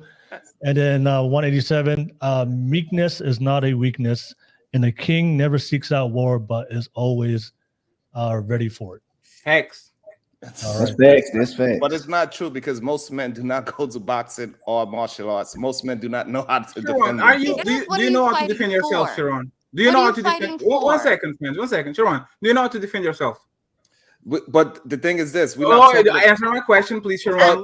here's the thing. I'm gonna answer it. But look, the thing is that we're not talking about me and you. You went No, to no, no, you it's went fine. No, you it's went to fine. classes and you could defend. Hold Sharon, on. it's fine. What I'm Sharon. saying is this: you went to classes. You know how to defend yourself, right? I know, but that's the point. So what I'm saying It's is that fine. most men, when we talk about the men that's walking around the street, 51% or greater do not know I how agree to with you. defend I agree with themselves. you. So that means Sharon, I agree with 51% you. or greater do not know how to defend Sharon, themselves. I agree Kyra. with you. Do you know how to Hey, defend if yourself? you lose and you're Hey, fighting for the friends, right 1 second, 1 reasons, second. then I'm Friends, gonna get be by someone. your side. But if you weren't fighting for the right reasons, then I'm gonna sit there and be like, Yes, you need to be "Eh, like you Power got Rangers. your shit beat," and it makes sense because you shouldn't have been fighting in the first place. So Sharon, do you know how to defend yourself? Yeah. If you are practice some martial arts in your life, Yes. do you know a lot of people that know how to defend themselves and they never walk inside of a ring or a gym, whatever? I don't know. That's a very general question. Do I know a lot of people that walked in the ring and had Yes. a professional fight, not professional fight? No, not professional. They know how to defend themselves. You know exactly if actually somebody pushed, like if push comes to shove. So I don't they want to will put myself actually- into it because I come from a boxing family. Almost everybody in my family was Okay. in boxing. I got professional boxers that won championships in my family. So that's perfectly. So for me personally, yes, I know people that was in the ring. This is why I took myself out of it because I know when you go outside and you walk around in the streets, most men do not know how to defend themselves, and most women never seen a man fight. Most men do not have to defend their house for no goddamn robber like it's a movies. This is all fairy tale, and women and men need to stop talking about it like it happens. It does not happen. This very much does happen. Yeah, if you live in the hood, I guess so. Yeah, No. maybe. But if you're walking down a nice neighborhood, so that means every man that is under 5'8", he can't date because he can't protect. under 6 foot, so I guess What? She don't date under 6 foot. But she's not dating at all, right? Are you with somebody right now? no, I'm not dating. him. Okay, so this is what I'm saying. If you're gonna keep this Hollywood ideology of a man, you're gonna stay single Asked me because if it's not real life. You You are asked- talking about dating John Wick. He doesn't exist. No, I know almost every man. We that I are know. all naturally taught fight or flight. That is every human, whether it's man or woman. We also have That's a natural instinct. So Okay. So shout out to the John Wicks out there. But we'll keep it moving. Okay. I do want to talk about the space. There's a lot of women are saying, we have some masculine men on here, but there's a lot of women saying that in order to be feminine, a man must create a space for her to feel safe. That's why I said. So I want to discuss that. I would like to explore that topic and describe what that space is. And I think Lexi, you also mentioned that a man doesn't have to provide financially for you, right? Well, I meant like he doesn't have to make a lot of money. What's a lot of money to you? Like, give me a number. Pay for everything is what I mean. I've been paying for myself since I was 17, single mom. I've been a single mom the whole time. I pay for my child. I take care of her. I do everything myself. Yeah. So it would be nice to have somebody else there financially, but I wouldn't expect them to completely take over. You know what I mean? It'd be nice to, be spoiled sometimes or whatever, but I more so look for somebody that's good for her and good for me mentally. Does that make sense? Would you be able to feel safe and to be in your feminine if the man made less than you or wasn't able to fully provide and you had to pay like 50% and do his role? Like, can you truly be in your feminine and feel that safety if you can't fully 100% pay for your bills? I feel like yes, as long as he's trying to further himself. Like, I'm always trying to further myself. I'm going to school, trying to further my education. If he's trying to further himself so he could take care of us, not completely, but just be a little bit more, financially helpful, that would be good. But if he's just, content where he is and never excels, then no, I wouldn't be okay with that. Okay. All right. But I want to talk about that space, and I want to hear from the fellas, and I'll come back to the ladies. So I'll start with the fellas real quick. There's a conversation online that a lot of women are saying, women can make money, they're more independent now, they have careers. But a lot of women are saying is, in order for us to feel, to be in our natural feminine role, then we need to feel that space. And then that's when I ask you fellas, what do you think that? What is a man? What is that space is to a man? Like, what do you have to do to create that space? I'll start with you, Big Dog. What do you think? Can you describe that space that you have to do for women to feel feminine? Stand on what you say. You know what I'm saying? The whole time, me and in my own personal life, my wife always been, she felt like she would protect around me at all time because she already know I was gonna lay down for mine. She already knew that. So she ain't never had that worries that I was not gonna protect her or protect my kids. She always knew I was gonna take one for mine. So I think what it is that a lot of these men in these spaces now don't wanna put the coat over the puddle, man, if I say that. You know what I'm saying? They don't want to lay down for these women that they say they in love with or they want to be in relationship with and all that right there. So if you're not trying to protect the one you with, then these women feel like, well, what the hell I'm with you for if you're not going to protect me? If you ain't going to put me in, like, we been in the hood the whole part of our life, majority of our life, and it's like, she cool. She like, I know my man gonna stand up for me. I know my man gonna run out there. He gonna take care of my son. He gonna take care of my dog. He gonna do everything he got for me. You know what I'm saying? But a lot of these guys, they don't want to do that part. They don't want to be stand-up guys. They just want they want to, in my own personal opinion, they want a female that's gonna kiss their ass without them proving anything. Yeah. So how can you protect somebody when you ain't doing nothing to show that you're gonna protect them? Okay. The first time the danger, you gonna run before she run. Okay. All right, Big Dog. Thank you for sharing. I'll pass it to Sharon. Sharon, what is what's that space that women are talking about? And as a man, how can a man provide that space for a woman to feel safe to be in her feminine? To me, it's all the things that I was talking about earlier. Men gotta be able to. Well, I guess the easiest way is they gotta provide a vision for the women to understand. So if a man could communicate what his vision is for her, she would easily follow suit and fall into this whole so-called feminine role. I never actually met a woman that was like so masculine around me in the first place. I don't understand this whole ideology of masculine women, to be honest with you. So like, as long as she could see your vision, you could communicate, she would understand you. That's all you need. It's understanding, and she's gonna follow suit because you're gonna have a proven track record of your vision. So I say I'm gonna do X, Y, and Z. As long as you get to X, as long as you get to Y, you do get to Z, a woman's gonna fall into place. Simple as that. Okay. All right. Thank you for sharing that, Sharon. I'll pass it to you, Fatty. Fatty, what do you think? There's what is that space women are talking about? And as a man, how can you provide that space for women to feel to be in her feminine? You have to kind of exercise great foresight, solve their problems before they actually get to work. I think that's the way that women in 2024 actually fall back and stop trying to control every movement of the man, because most women don't trust men like that. Even the men that they're sleeping with, they don't trust them to just guide and to drive the car. They're always on the back trying to say left, right, putting the end of the wheel and all that. The person that will put a woman on femininity is the man that has a track record so immaculate that when they are on long trips, she just can fall back and sleep on the passenger seat because she has full confidence that he's going to drive to the destination with no problem.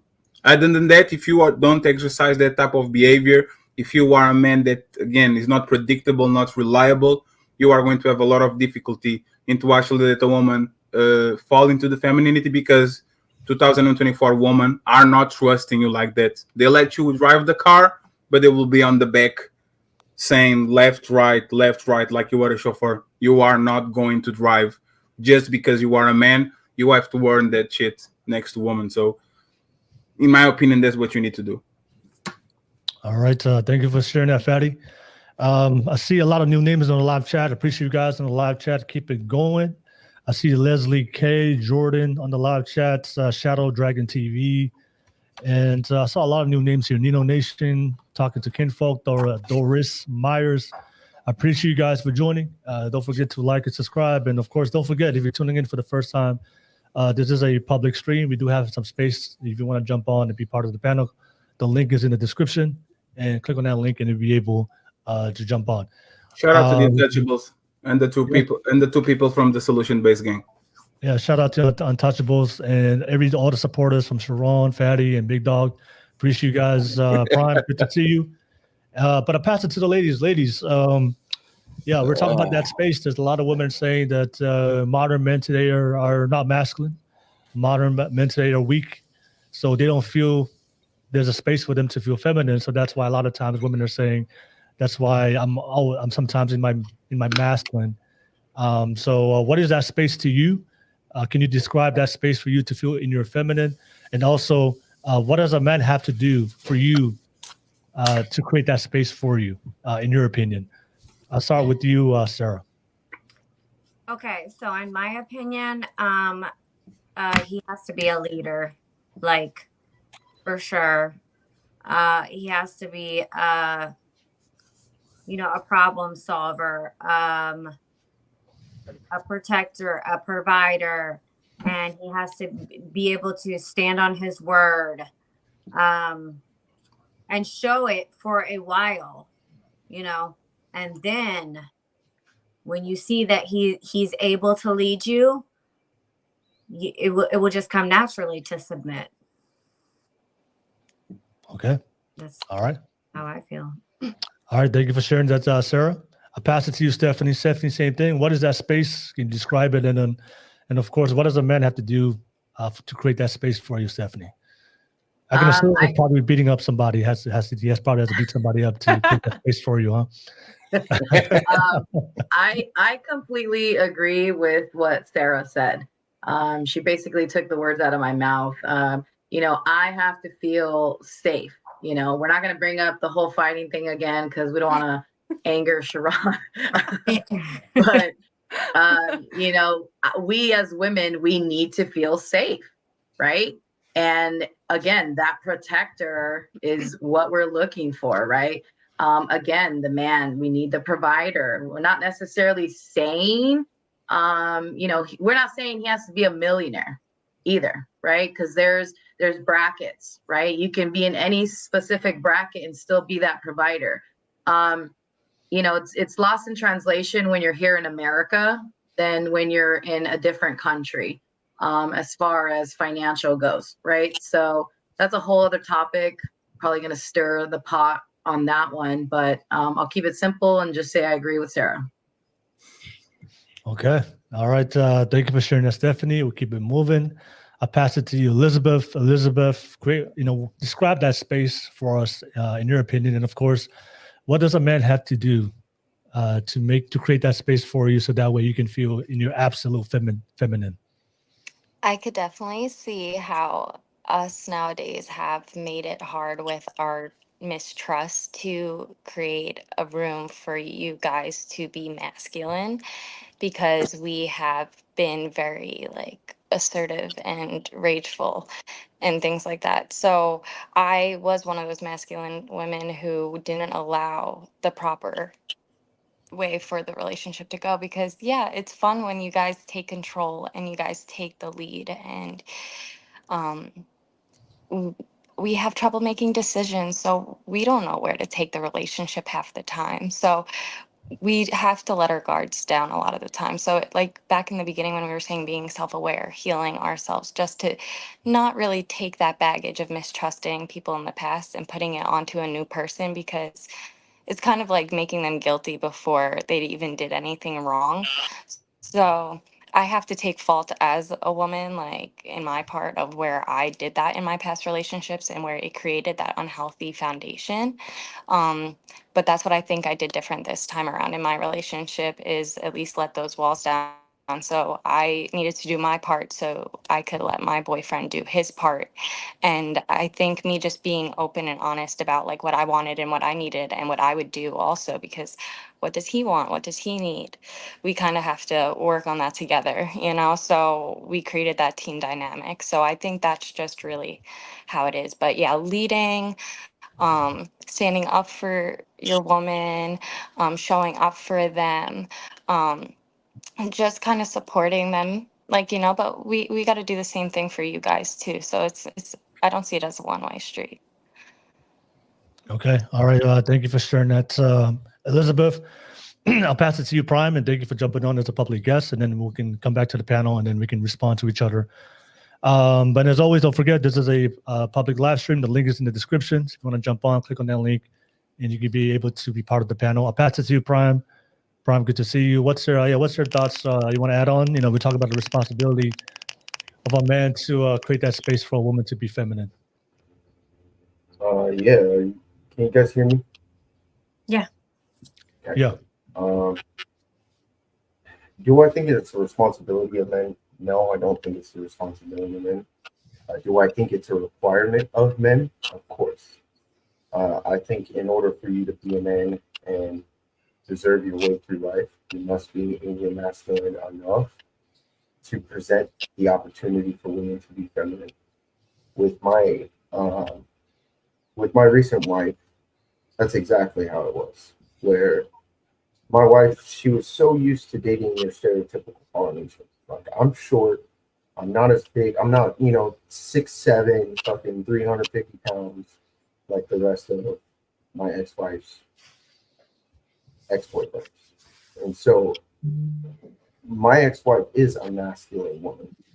She's predominantly in her masculine. And I've always asked her what was it that separated me from all of these guys that you dated. And she always told me that it was because of how masculine that you were, that allowed me the opportunity to be feminine. So do I think it's crucial for men to do so? Of course, yeah, I think it's crucial for men to do so. But other than that, it's been a good conversation so far. So far, so good. Okay. All right. Thank you for sharing that, Prime. Let me pass it back to the panel. We got a chance to hear from the ladies. Anybody want to respond to anybody or add on to what somebody said?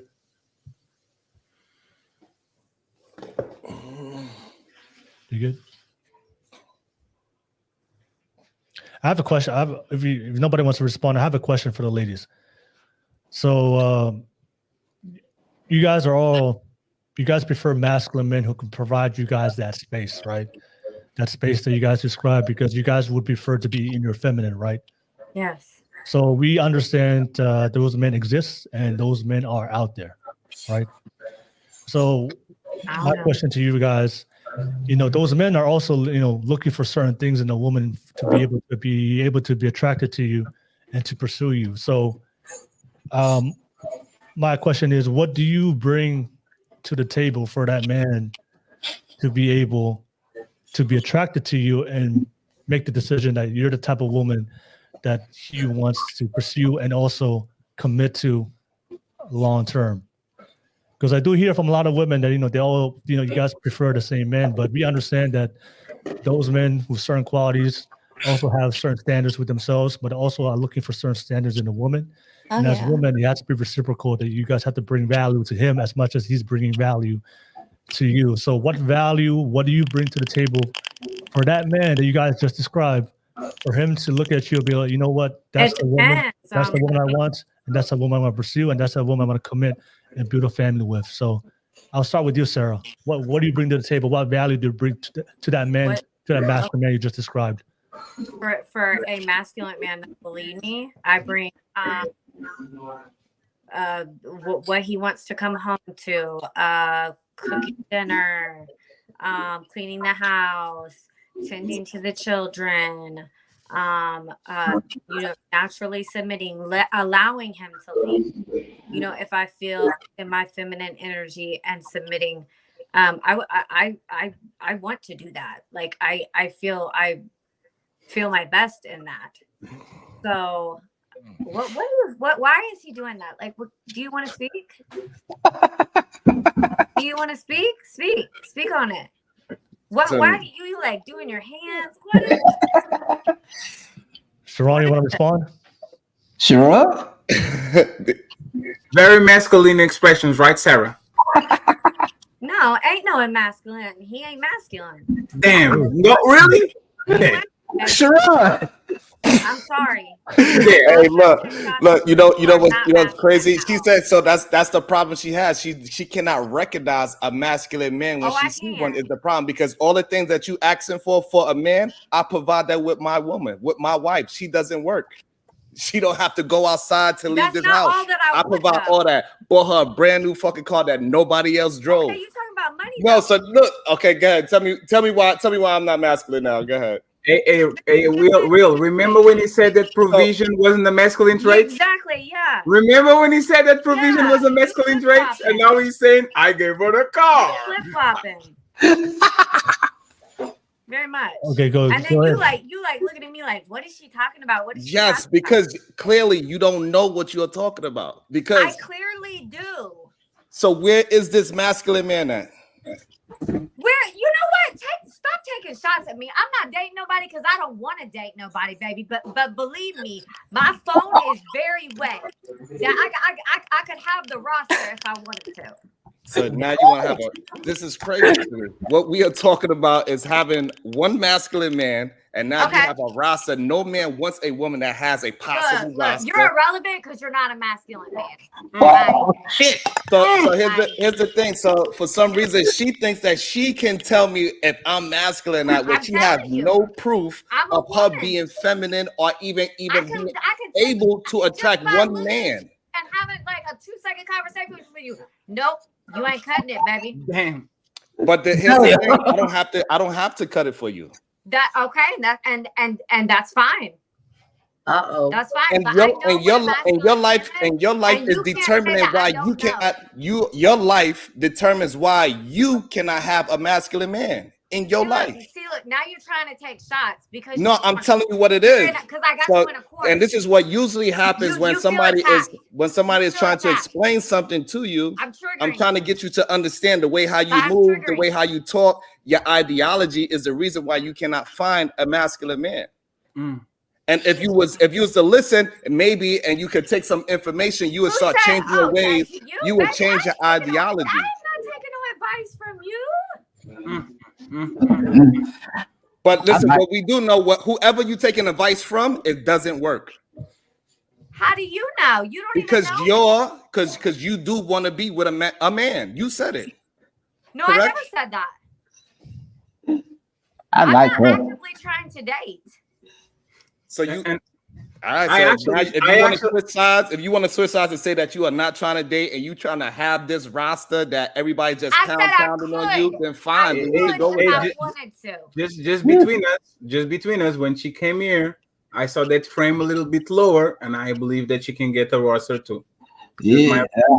No, Just she my could definitely have. I saw the frame a little bit lower. I'm just saying that for what I saw, I think she can get a roster too. I really don't want to date. Just my opinion. So usually people that can't date or find a man that they want, they say that they don't want to date. That's what they say because they have no choice. Okay. Anyways, I'm not addressing no more of his comments because he Damn. lost. You asked for my attention. Because you over here like doing the I most. didn't say a word to you, ma'am. You doing but you doing the most, and I'm like, do you want to say something? Right, because you know why? Because you are then you attracted try to to tell a me I masculine don't know man. what a That's why masculine you man was is. paying attention to me more than anybody else. And and that goes to prove, shows and prove who you need to be attracted to. Because when I was moving, you was paying attention to me. I was not paying attention to you. And he's a vegan too. Respectful. And so again, You're you gotta be. It's disrespectful. okay. And so another thing that people need to understand. Sometimes that's another tendency of a beta. Sometimes this is what happens. Beta male. This is something that happens with women and men. This is something that Fatty is exuding as well. He's exuding his feminine trait as well. That's why he's. Are you triggered by a masculine man, Sharon? No, See, there you go. Are you triggered by a masculine man, Sharon? Is that what you're doing right now? You're doing is not right, masculine. because you have to interject your words every time I'm talking. You feel you don't respect. You were the one. Hey, Sarah, who was doing this when you were talking? Fatty, he's coming for you. Okay, so let me just step in. You know, you at the end of the day, we can all agree to disagree. Let's we all have an opinions and we can agree to disagree. So that's okay. But we'll keep it moving. We have some people on the panel. But let me just read some super chats real quick. 187. Shout out to you, Muay Thai, Judo, and MMA. I eat meat. All right, no worries. 187 said solution based. Question emoji. All right. 187 said, guys, is it masculine to argue with a woman? All right. 187 said, Sarah looked better than most wives. 3. Okay. All right. Thank you so much. As always, I appreciate your support on the super chats. Like I said, if you have something to say, drop it through a super chat. I'll be able to respond and read it out for you guys. But we'll keep it moving. And don't forget, there's a public live stream. We have 2 more spots on the panel. We'll definitely love to hear from more people. Click on that link. The link is in the description. All right. But we'll keep it moving. The question, I'll pass it to you, Stephanie, and I'll come to you, Elizabeth, and I'll come back full circle for the panel if we want to respond to what somebody said. Stephanie, same thing. You guys all described the masculine men that can create that space for you to feel you're feminine. What value do you bring for that man, and what do you bring to the table for that man to be attracted to you so he can pursue you and commit to you? Go ahead, Stephanie.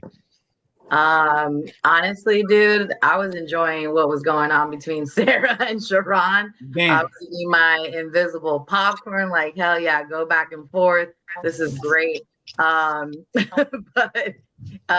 you know, the shit was just awesome. But anywho, you know, for me, what I can provide, you know, a man, it would definitely be, like Sarah said, right, tending to the house, you know, cooking, cleaning, satisfying him in his sexual needs as well, right? Let's not forget that we're all humans. We need that as well, even though we're females, right? On top of that, being a good mother to his kids, right? Being supportive to him as a man, mentally, physically, emotionally, spiritually. I think if you believe in whatever religion you may believe, that is a great foundation for relationships as well. If he's tired, having a long day, hey babe, come over here, let me give you a massage, not on your penis, but your head, your feet, your back. If he wants to cry and let some shit out, go ahead and keep those things from other people, because I know that there's like women, for example, if he were to start crying, most of us would be like, what a little bitch, right? But it's okay for a man to cry and just be supportive and hug him as well. If he's having a rough day, hey man, go kick it with your buddies, go play your video games, go have a beer, go take a toke, whatever. I don't know. I'm kind of just still caught up on Sharon and Sarah, and I'm down for round 2. I don't want to come for him because yes, you do. Feelings. Yes, you do. It's Don't okay. No, worry. I don't. I really don't. It's okay. I like you too. It's all good. I understand. Sometimes that's just how it is. You don't know why you're attracted to me, but that's what you got to do. You got to pay attention to me, and it's okay. I don't want to pay it. Baby, you are very much a beta male. I'm so sorry. All right. So run down. You don't see. Okay, Sarah, cool. Let's say I agree with you. Run down what you think is a masculine man, and let's see if I have those traits. A masculine man would never speak to a woman the way you're speaking to me. Damn. A masculine man would never disrespect a woman when I'm speaking. Damn. Okay? A masculine man would never feel like he had to tell me how I have to be to appease him. Damn. Or keep score, like he's doing with his fingers. 1, 2. A masculine man doesn't keep score. Very feminine of you, Sharon. Stop doing the. So again, so here's the thing. So a man, period, is gonna let you know when you are doing the wrong things, because he actually got love for you as a woman. So he's gonna correct you. He's gonna allow you to interject the same way how both of y'all do it. Even though I didn't say anything. Why are you trying to control I'm doing my best to communicate with y'all, but both of y'all. Who hurt you? Acting the same way. Sharon? Who hurt you? Sharon, sit back. Who hurt you, sir? You the same way. I'm sorry, I don't know your name. And doing all this, like, what are you doing? I'm sorry.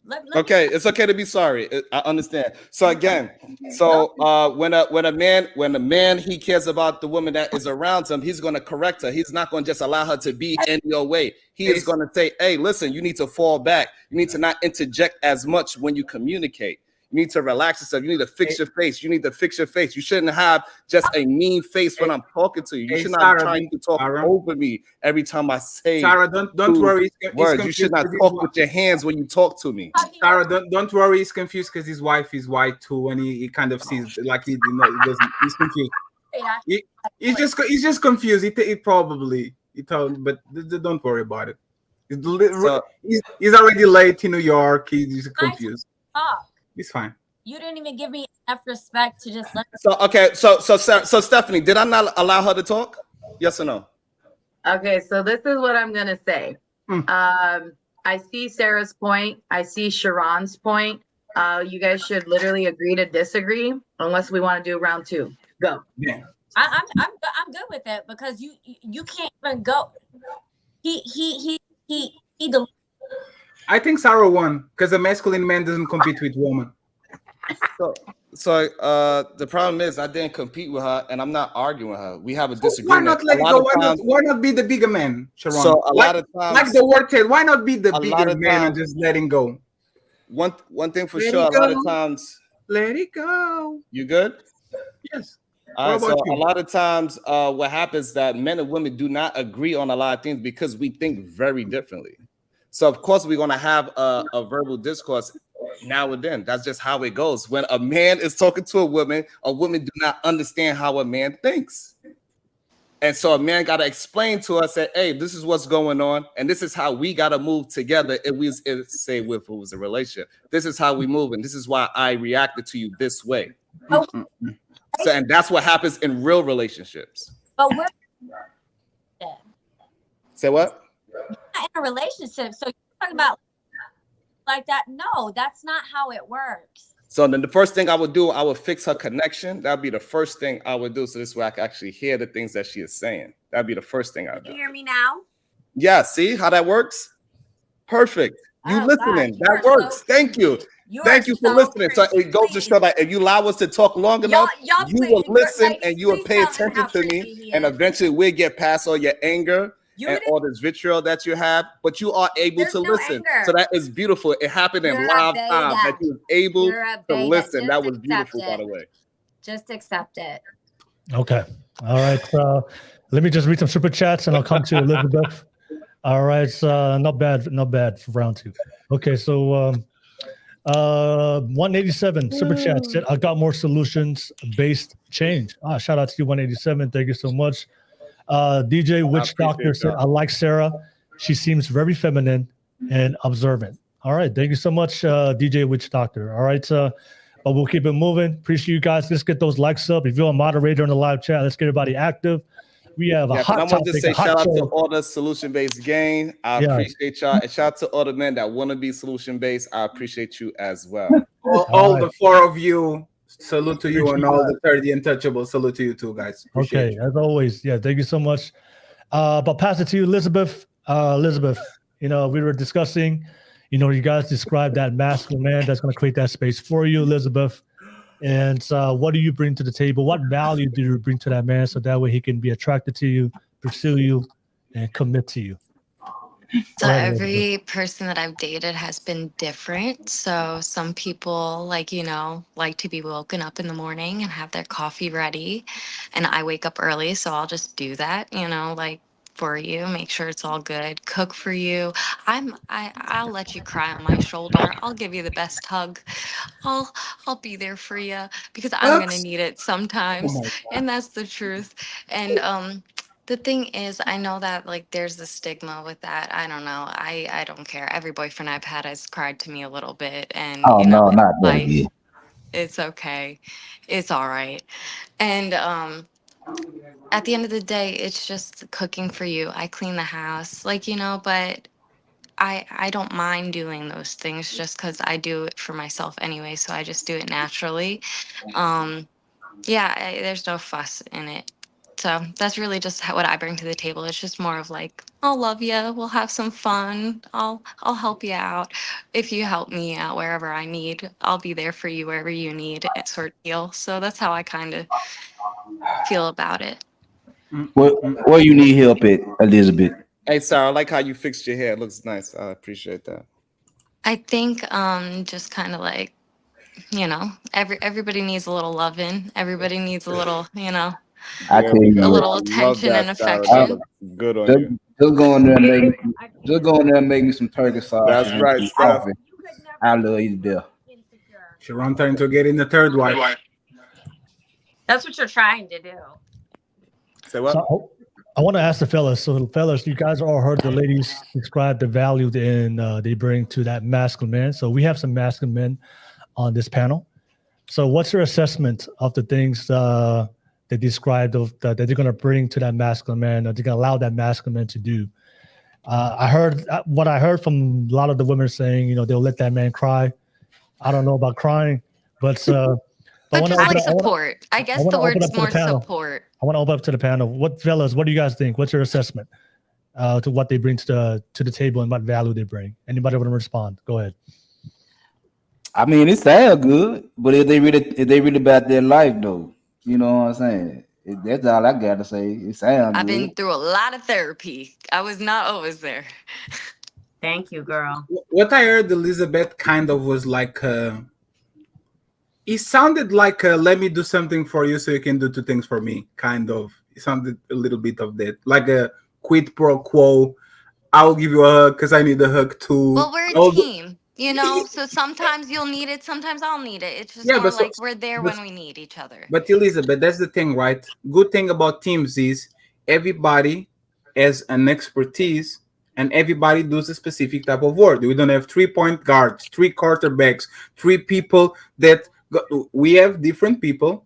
You are better than me at certain things. I'm better than you at certain things. So Of if course. you watch, if I wash the clothes perfectly, and you are you are a very good decorator, you should do that thing 99% of the time, and I should this thing 99% of the time, because we complete each other. Well, that's kind of What like what what I it like. sound It's like you You you could help complete me. carry the garbage down if I no, yeah, just but kind of what like it sounds wash the that you're dishes. saying, what it sounds that you're saying is that we all do everything at a different point and a different type of time, and there's no roles, and there's no actually a team means I know what you're good at, I know what I'm good at, let's divide whatever you have to do it, and you do what you're good at, and I'm doing what I'm good at. Exactly. People usually lose themselves when they're trying to do the we are a team, we do everything together, because now a person that is not proficient, for example, let me give you an example, right?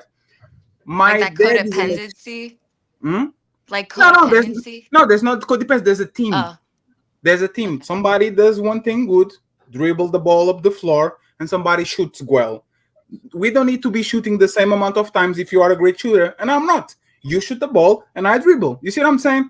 In Yeah. my house with my parents, it happens a lot of times. For example, my mom is a very good cooker. My dad is tremendous. So every time guests come to our house, the person that cooks is my dad, because he wants to give a good presentation. He wants to be a good host. So because he does it very well, there's no one day I do it, the next day That's you where do he it. I do it excels. pretty well, Yeah. so he does it Okay. right. So That's also funny that every woman said cooking is one of the female traits. So, but go ahead. yeah, they women might cook, but they are not the best cooks. Let's No, leave it my at that. boyfriend can I'm make just the going by best what they say. hamburger. He's got to make it. I don't You even can let myself make her hamburgers make anymore. hamburger Like make like a hamburger. Like like like a make just a because regular hamburger. the ones that come at Burger King. I think Thing? this is No, well, relevant. like we just get the meat from the grocery You are store. You right. make He a is And he burger. does a ball and No, puts Well, he's but not the thing is, what the way he spices it You is just better than what get I do. I don't know what he like- does. Is He your just is like your hits it. is your boyfriend melanated No, or is he white? white. But he's You talk, Italian. you You're talk, oh, yeah, Italian. you talk about the seasoning. I knew he was not like white. Like he knows how to put the garlic and all. He's Italian. He knows a little something. He knows his food. Okay. He knows about sausage. Does he say "Mamma Mia" after he's put the, no? I apologize. Blah. That Manja manja fetta gosta. I apologize. My bad, Will. You're good. You're good.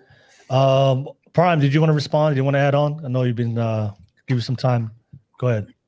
I'm just laughing there. I'm He's having fun. This is way too funny.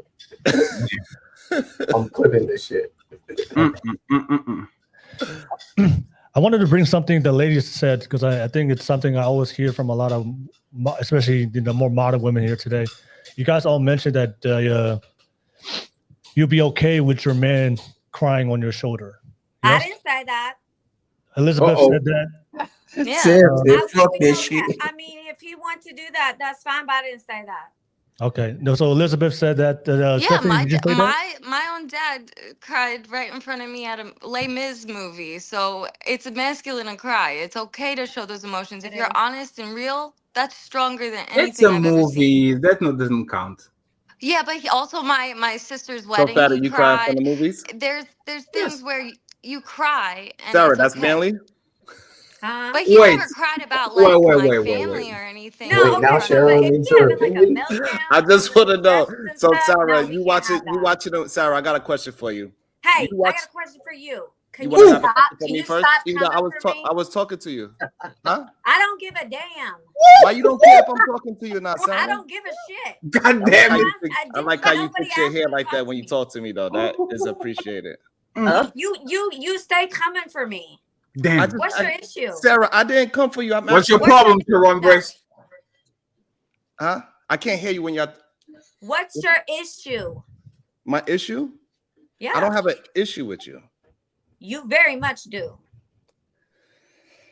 I I think like he's it. intrigued. I might agree. think I he's might not agree with intrigued your with words. what Sarah has to say. I don't agree with some of your words, but I don't have an issue with you just because I disagree with you. I think it's natural for you to not understand the words that I say. No, because you keep throwing shots. No, I didn't throw a shot at you. I was about to ask you a question. I don't want.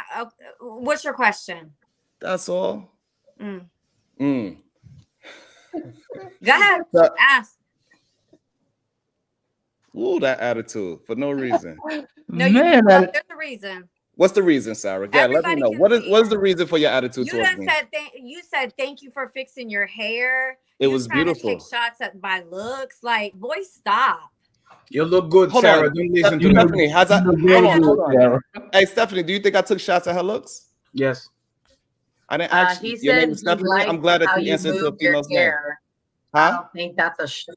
You said I heard thank you say I like how you moved your hair, so I don't think that's a No, shot. he said thank you. Thank you for fixing your hair. Right. Oh. So Stephanie, Like Well, he the then. do you think that director was a of shot? the panel or something.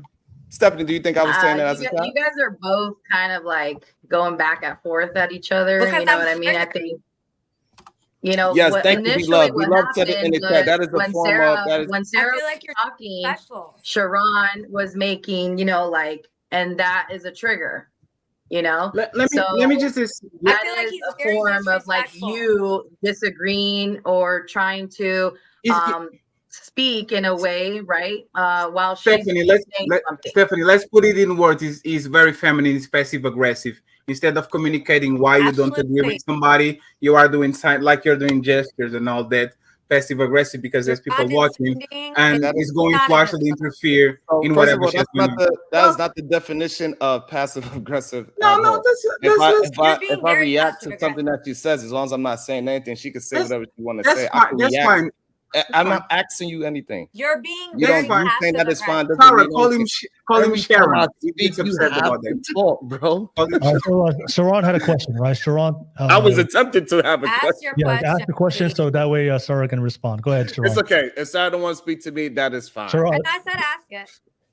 I have something to say, Will. That's Sarah, actually Sarah, would you respond to his question? Yes. Okay, go ahead, Sharon.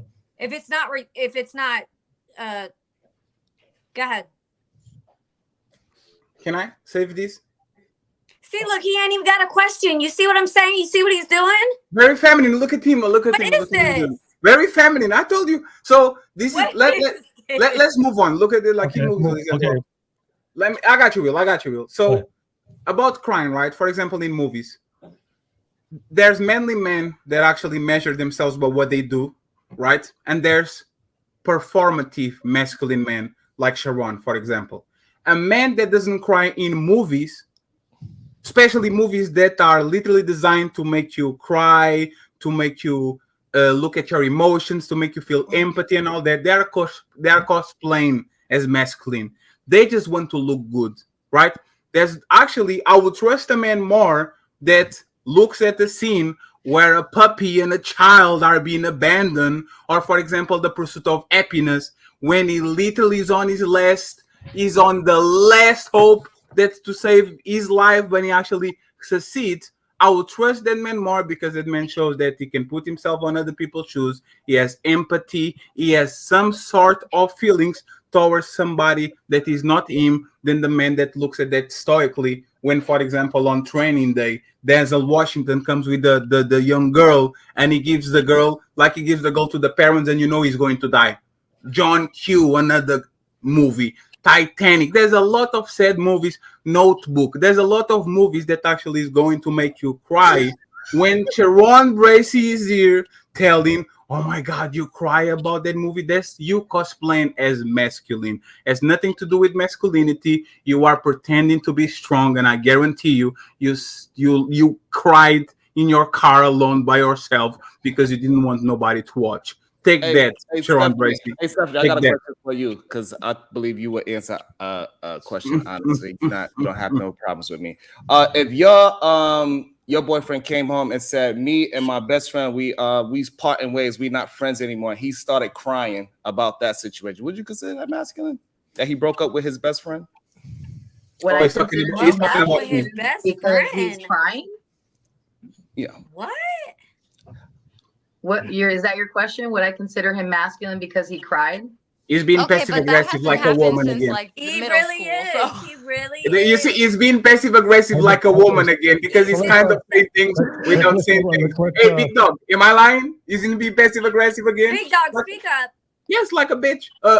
Female. Speak Sorry. up, big dog, Guys, please. let me let's Sharon ask this question. Let's get Stephanie to respond, just for the sake of the show. Go ahead, Sharon and Stephanie. for the Okay, sake of so show. Sharon, to clarify, you're asking me if it's masculine that he's crying because his best friend broke up with him? Broke up with him. Yes. What is Okay. brother? Are they boyfriends? Yeah, Can you elaborate on that, that was Sharon? a little weird. Yeah, can you elaborate on the circumstance, Sharon? So I Yeah, can what see if the you are to be hell? passive aggressive or not. But that's not breaking up. What is going on here? Go ahead, Sharon. Elaborate on that situation, Sharon. Yeah, So we what can is just that? it up. That's what we're trying to I figure asked out. Stephanie a question. Go ahead, Sharon. Grab your balls, and Sharon. You got this. Answered the You question. got I this, don't know Sharon. why is that. Why you I still don't. talking? Do you What understand the the fuck is question? the problem? All right, so it's something wrong with Fatty and Sarah for sure. That every time I speak, that y'all have to speak. Take My name is accountability, Sharon. But you was Sharon. doing Don't it Your bullshit name on first. us. is Sarah. Your name is Claudio. You was Simple doing as it that. first. And your name though. is Sharon. Spoken to. And your name is Sharon, but you say came for me Sharon. I don't believe you. first. Baby, I would have never. I came don't for believe you, sir. All right, so let me read some super chats real quick, and then I'll come back full circle for the panel with the question. So that way we get some responses and keep the show moving. Man. As always, I'll give a shout out to the panel. I know we're going to agree to disagree, but I appreciate you guys having the conversation, whether we agree or disagree. So shout out to you guys, and shout out to the people in the live chats. So let me read some super chats real quick. The sophisticated jerk, Fatty is talking about efficiency. All right, thank you so much, jerk. Always appreciate you for your donation. Can I get some podcasts? Ladies, I'll give you the answer to the test. Think about the things you are willing to do that is exclusively for your man. A lot of times women mention things that they would also do for a friend.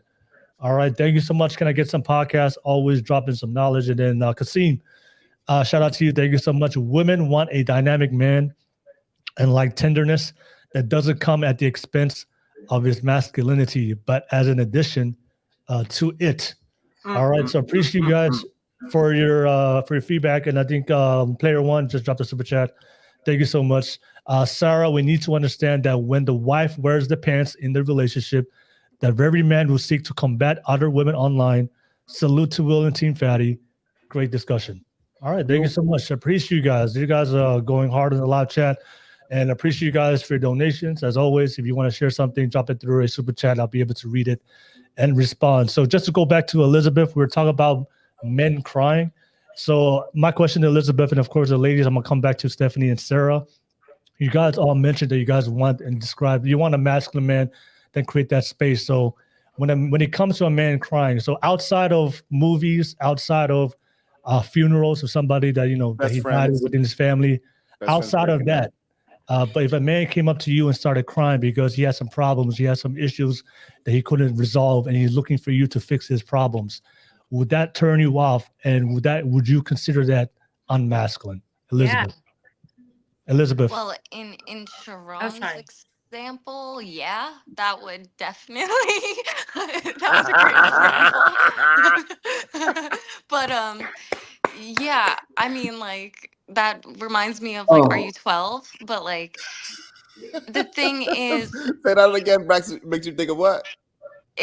Are you 12 if you're crying over losing a friend? Like, is this your first time? Like, So what about Vin Diesel and Paul Walker? But the thing is, I think, like, yes, like, if a man's That's a crying death. about That's something, not what we talk about. like We wasn't losing, talking about a death. What about Well, Magic not like a Johnson death. and Isaiah Thomas? They didn't talk for 20 years after being best friends for at least 20. Is that yeah, okay? that's a different situation. It's definitely situational, you know? Okay. Interesting. All right. Thank you for sharing that. Because I Yeah, mean, like, cry if right somebody now. Look at dies, him. like, yeah, duh, like, cry. Like, if you don't cry, I'm worried that you have no emotions. Then I'm really worried that you're just, like, Yeah, what about if you psychotic. never actually met the person in real life and you still cried over him? I mean, What about if you say that the wife of someone is a tree and they cry for a year and never forget that? Wait, a wife of, I'm sorry. Yes. What if you tell that the wife of somebody is a tree and they cry forever because they can't actually come to terms with reality that she's actually a tree? Girl, What about that? Mm, he ain't being serious. A what about three? that? They Mm. so Like you serious right tell somebody now. that their wife What is a about what three about and they that, start Sharon? crying? Huh? What about that? Hey, so I got a question for the ladies. Do you think knew it that is when you got with her. masculine for a man to We attack? still answering his question. Say that again. Ain't we still answering the question about the Damn. crying? Oh yeah, it's possible. Like yeah, if you want to, go ahead, Sarah. I Wait, apologize. wait. Oh, now Okay. he running the podcast. So this is what is happening, ladies. Me and Sharon are not in good terms. We are both podcasters from another place. Sharon is very passive Which one of aggressive. you cried? Which Yeah, one of you he's very cried on passive my side? aggressive, as you say, and he pretends he fights without fighting. I'm more of aggressive, right? So now I'm stopping this for the quality of the show because I'm not a feminine bitch like this man I named appreciate Sharon. you, So and I we're going to appreciate we're going to move on. We're going to make sure that the conversation regains a little bit, and I will try to reel it back like a man because I make big problems become small problems and small problems become none like a man. So let's proceed. We'll keep it moving. We'll keep it Thank moving. you, We'll keep it moving. All Appreciate right, Hey, thank big you for sharing guy, that, stop arguing so Elizabeth. loud over there. I'll pass it to Sarah. Sarah, same question. Outside of funeral, family, a relative dying, outside of movies and stuff like that. But if a man came up to you and started crying because he had a problem that he couldn't resolve and was looking for you to fix his own problems, would you consider that masculine? No, that's not masculine at all. Because like he's supposed to be the leader. So if he's crying, breaking down to me about a problem that he's got, what am I supposed to do? You know what I mean? Like, oh, give him a pat on the back, tell him it's gonna be okay. Like what the heck? You falling apart over here on me, and you the leader. Like, what's going on? That's how I feel. Okay. Like he All right. needs to go to the bathroom and cry it out or something. If a man does that to you, is it absolutely over? That relationship is 100% over? No, not necessarily. No, I mean, because okay, if you have like a super stressful day, and he's just, he just got to let it out. I'm gonna let him let it out, but I'm gonna be looking at him like I'm honestly not gonna know what to do. That's fair. Damn. And Sarah, a quick question: the men, the men in your life, like your father, was he a masculine man? Yes, my father was. Yeah. Okay. I think it's Vietnam a fair veteran. No, I think it's a fair assessment. I think for a lot of women who grew up with a masculine father, they're used to that masculine authority. I never see my dad cry. Yeah. So when they go in relationships with men who are not masculine, they don't know what to do because they've always had that masculine father figure from their father. So it's foreign to them. So I get that. I get that. Thank you for sharing that, Sarah. I'll pass it to you, Stephanie. Stephanie, same thing. Outside of funeral, relative, family member, outside of a movie, if a man came up to you and he started crying on your shoulders, and to fix his problems, would you consider that unmasculine? It is very unmasculine. Like Sarah, I don't think I've ever seen my dad cry. My brother, same thing. I don't think I've ever seen them. Obviously being a kid is different, but I have yet to see them cry. And if I ever saw my dude cry, I'd be like, what the fuck? You're acting like a little bitch, And there goes my masculine side. And I'm about to say, what the fuck's going on? You said that again. He's acting like a little what? Like a little bitch. Okay. See, I feel like sadness, though, when you hold it in, it turns into rage and anger. But like so I said, I'd rather you be sad and cry instead of get angry. You know what I mean? Well, we're talking about certain situations, as a man, if you're going through a difficult time, you're gonna, like Sarah said, right? You're supposed to resolve that. Where are you resolving that? That's a masculine, that problem solving. Yeah, okay. Yeah. And can we all agree for ladies that if you started crying, that safety that you guys are looking for, you would start to question that safety, right? Yes. Yeah. Okay, that makes sense. 100%. Okay. Full circle. It makes sense. I learned a lot from that little. Okay. Right? I appreciate all the ladies' answers just tonight. That's right. So, hey, men, be careful how you cry and what you cry about. You might be considered a little bitch. Yeah. And Or I know Sarah said that be a vegan. it's not necessarily a deal breaker if he starts to cry, but I guess what's your I guess the what's Will it that be a word? deal breaker? The deal breaker. What's your limit where you just I can't do more than Like I I guess. said, if he comes home and he just is like bawling his eyes out about something that he's supposed to be handling and he can't, work it out and he's making me feel like, oh shit, like he's falling apart, like that would be a deal breaker because So Sarah, let me ask you something real quick. Yeah. What Yeah. if Don't he's turn proud it of up now. what if he's proud of his stepson that he raised and he made him, like, he put him on a good position to be like a good man? Is that a honorable way to cry? If a Oh, stepdad yes. cries about his stepson and says, Oh, I absolutely. paid your rent, I put money in your pocket, Yes. I help you go to school, I Yes. made you a better person. Yes. Is that honorable? Yes, that's very masculine. Then what about getting pegged? No, I'm kidding. It's just a joke. I was like, It's what? just a joke. I'll leave it alone. No, Will, don't even do that face, No, Will. it's You're just confused. exactly like Just get it's it. like Just leave it alone. We're going to leave it alone. I've never seen my dad cry. I never see my dad cry too. So it's not normal to me for a man to come to me and cry like that with his emotions and such. Like I wouldn't even know how to act. It would make me no, I'm not gonna be able to handle that. Like you gonna have it to would suck turn it my up. masculinity. It Right, would bring suck that it, out. figure it out, suck it up. Why are you over here crying? Like but if he gotta cry, like go to the bathroom or something. Like, but don't come to me because I'm not gonna know what to tell you. Don't do it on the internet, correct? What? I have a big platform on TikTok, actually. Oh, that's awesome. I'm proud so of you. I am good on the internet. No, I wasn't taking a shot at you. I don't have no problems with you, Sarah. So don't think that I'm taking any shots. But you just did take a shot at me. I did. He's lying. Sarah, He's whatever lying. I said just now was not towards you. So you didn't know. You misunderstanding. didn't know. Sarah, he just no. He to be fair, he said that definitely not crying. The men, if they cry on the internet, that's definitely a turnoff, right? Yeah, he wasn't coming. He wasn't coming for you on that one, Sarah. Again, he's talking to me, Sarah. Big dog. See, why are you speaking up now, big dog? No, Sarah, he's talking. Hold up, Sarah. I was like, big dog. I handle it. He's talking to me. That's again me. Okay. Well, I have one video where I cried about my stepson on the internet, and he's using that against me. It was not. Hold on, he's lying. It's not his stepson. Oh, it's not my stepson. I played his friends. It was his internet friend. That's my stepson. He wanted to say that, but that was another grown man. It was another grown man. They the Big same dog, age. is he my stepson or not? Big dog, was he my stepson? Big dog knows about Sarah. I'm gonna tell you what's going on between these two. You gotta understand what's going on between these two. That's why I ain't saying shit. What's going on between them two? I know what's going on. That's why I'm laughing. But yeah, that's it. But I mean, What's up? You need to speak on it. What you want me to speak on, Sarah? You want me to say? So what you want me to say, baby? I want you to say what's wrong and what's right. What's wrong and what's right about what? Man?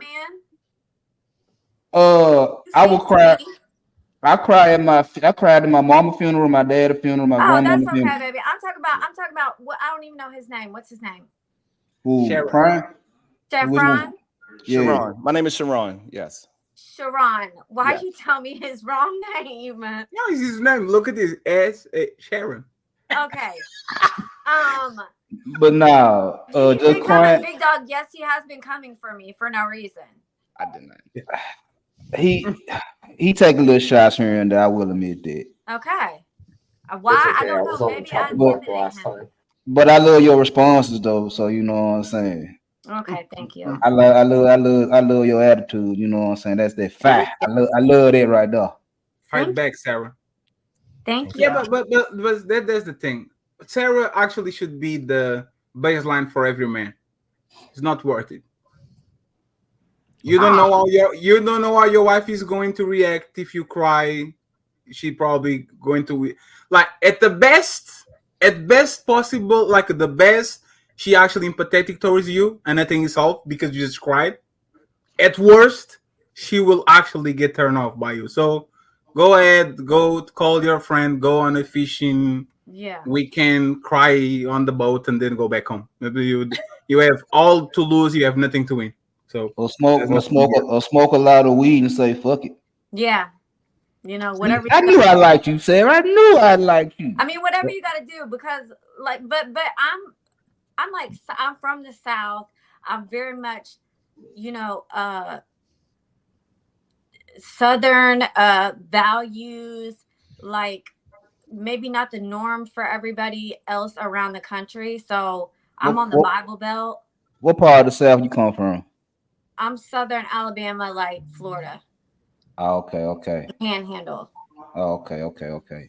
And so I have my dad and mom are still together. Like I said, my dad's a Vietnam veteran, and I mean that's just the way I grew up. That's the way. That's what my mother told me.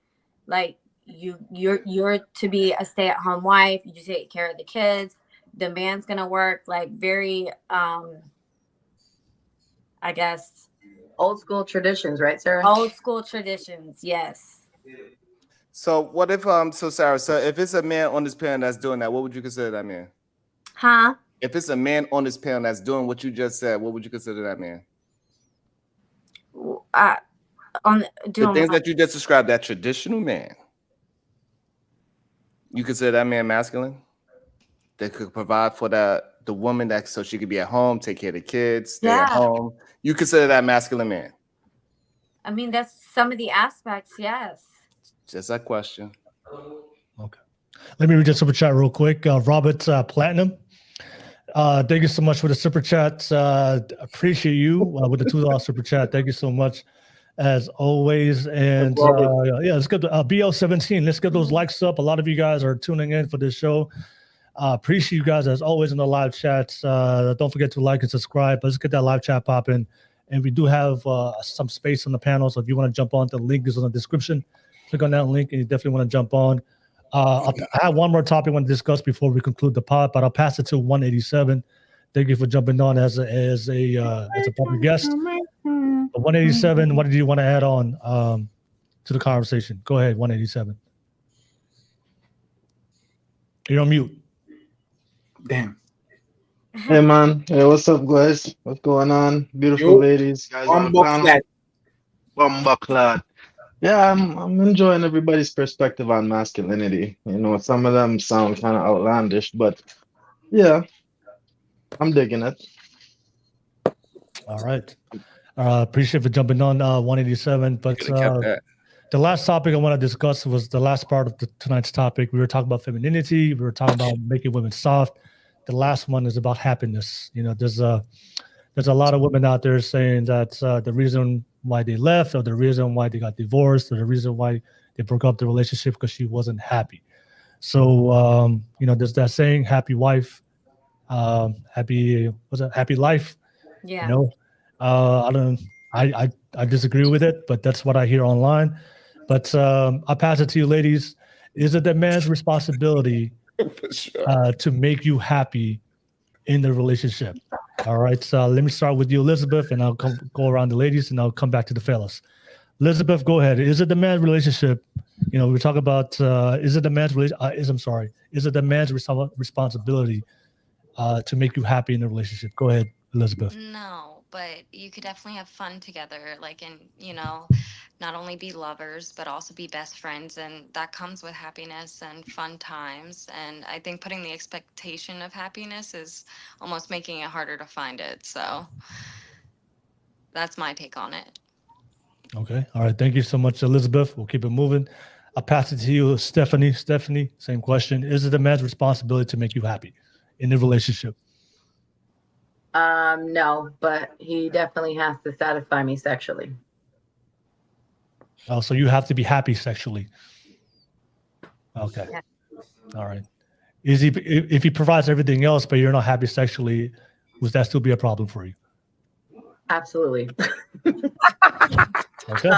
You know what I mean? Like, sex is important, even though I'm a female. I need to get my shit.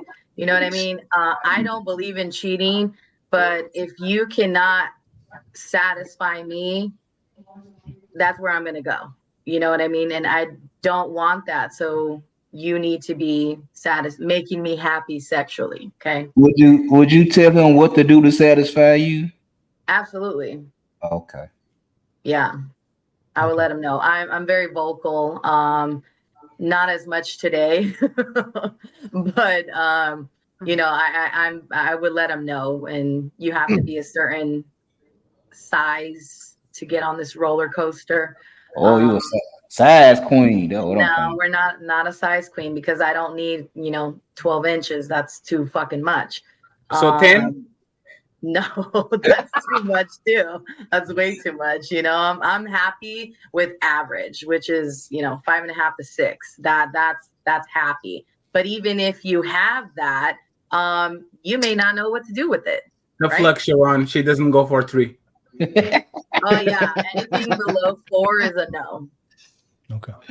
There's definitely just quick question. There's 2 men.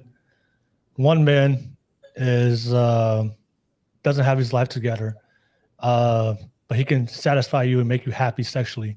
The other man has his life together, leader, masculine, but he can't satisfy you to make you happy. Which man do you pick? Fuck. That is very tough. I might as well stay alone until I find the one that's right. Okay, stay alone. Okay. Good answer. All right, no worries. Okay. All Hey, right. a lot of ladies want to have their cake and eat it too, eh? They want that guy that fucks them good, and then they want that guy that takes care of their life. Sorry for my language.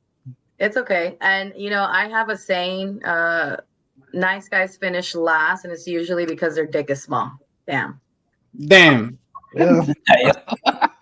Okay. Small dick energy. Yeah, you got it right. All right. Okay. No worries. Thank you for sharing that, Stephanie. We'll keep it moving. I'll pass it to you, Sarah. Sarah, same thing. Is it a man's responsibility to make you happy? Absolutely not. No, you are responsible for your own happiness, and you cannot find it within a person. Ultimately, I think you will only find true happiness through God. So, yeah, no, he can contribute to your happiness for sure, but no, it's not his responsibility. Okay. All right. Thank you for sharing that, Sarah. I'm sorry, Sarah. I'll pass it to the fellas. Fellas, we'll keep it going. Just want to hear your feedback on the topic of the question. I'll start with you, Prime. Prime, just to get you involved. Is it a man's responsibility to make your wife happy? Go ahead, Prime. If you're not happy, you're just going to be. Miserable. I believe that. Yeah, this is some echoing from you, Prime. Oh, I'll just mute you real quick. I'll come back to you. I think it's Sarah. I think it's Sarah. It was my phone. Okay. Yeah, she got the phone call. All right, go ahead, Prime. Echo? You go ahead, Prime. You good? No, there's no echo. No, I think if you're not happy in a relationship, there's got to be a lot of self work. There's got to be a lot of shadow work. I don't think it's any other person's responsibility to make sure that you're happy. If you're not happy, that's a you problem. Now, is it the responsibility to make sure that people are happy when you're in a relationship? I think so. That's just my personal opinion. Just to make sure that your spouse is happy, because it goes both ways, right?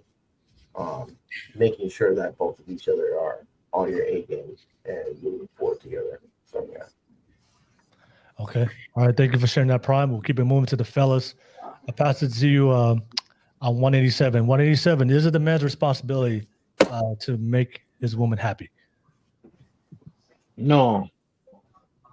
I think your happiness is your own responsibility. When I hear something like that, it sounds to me like your woman is supposed to make you feel like a man. You know what I'm saying? Everybody's responsibility is everybody's happiness is their own responsibility. Um, yeah, you know what I'm saying? I can't be going out and handling all these things and conquering the world and then coming back and then having to figure out what's gonna make you happy at the end of the day. Yeah, I can provide all the material things that can make your life easier and that can, you know, give you ease in a lot of ways. But as for your happiness, I think that is a personal thing that everybody should tackle on a personal level. Okay. All right. Appreciate that 187. I'll pass it to you. Big dog. Big dog. Is it the man's responsibility to make this woman happy? No, it's not. You responsible for your own happiness. Now, I might make your favorite food every now and then, or take you to the, go see your favorite movie to put a little smile on your face or whatnot. But far as making you happy overall, nah, you responsible for that right there. Okay. Appreciate that, big dog. And pass it to you, Fatty. Same question. Yes, in some capacity is your job. It's not your job to make your woman happy. It's your job to give her the best chance, the best opportunity for her to actually be happy. Like make her life easier, facilitate whatever she has going on. And then she, with the tools that you gave her, now decides if she wants to be happy or not, if she's going to be happy or not. But it's your job to put the tools in front of her, and then she decides what she wants to do with the tools. It's not your responsibility to make her happy or unhappy. It's your responsibility to give her the tools for her to be comfortable, to have time, to have less problems than she would without you in your life, so she can actually pursue said happiness by herself with you on her side and not put that shit on your lap. Okay. And the same way, the other way around with the woman. Make my life easier. If I'm still miserable, that's on me. But if you are making my life difficult, it's your responsibility to stop doing that shit. Yeah. Okay. Most definitely. Thank you for sharing that, Fatty. And then pass it to you, Sharon. Go ahead. Same question.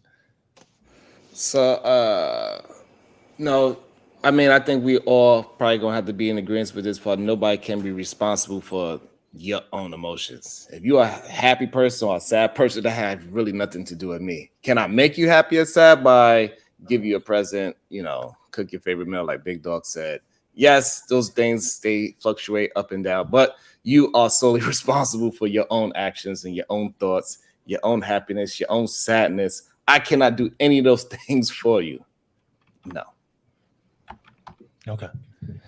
Quick question to the panel, and this is just for anybody. If you guys don't base if happiness is not a standard that you use to base your relationship to determine if it's good or bad, what standard do you use to identify? Okay, this is either working or it's not working. Like if it's not happiness is not the standard that you use. How can you tell that if the relationship is working or not working? If happiness is not something that you base it out of. Look at your long-term trajectory. Yep. Look at if you see yourself being with this person for the next 10 years. If you're meeting your goals. Yeah. The example that I use is look at your marriage or relationship as a basketball and like NBA, NFL contract. If the contract was to be over this year, would you renew with said person? If the answer is yes, you are in the right position. If the answer is I probably would release them and try to go free agency, try to get another player, then the answer is no. I think that's the best way for you to actually look at the realistic approach, like you do in a job. You have semester meetings, annual meetings, where everybody sits down and they decide what are the goals for the future and what should be done and what should be cut. You should look at your relationship the same way. If you feel like she needs an extension, she's doing a great job. If you feel like she needs to be cut, then you are actually not meet expectations. So you need to reassess whatever you have going on.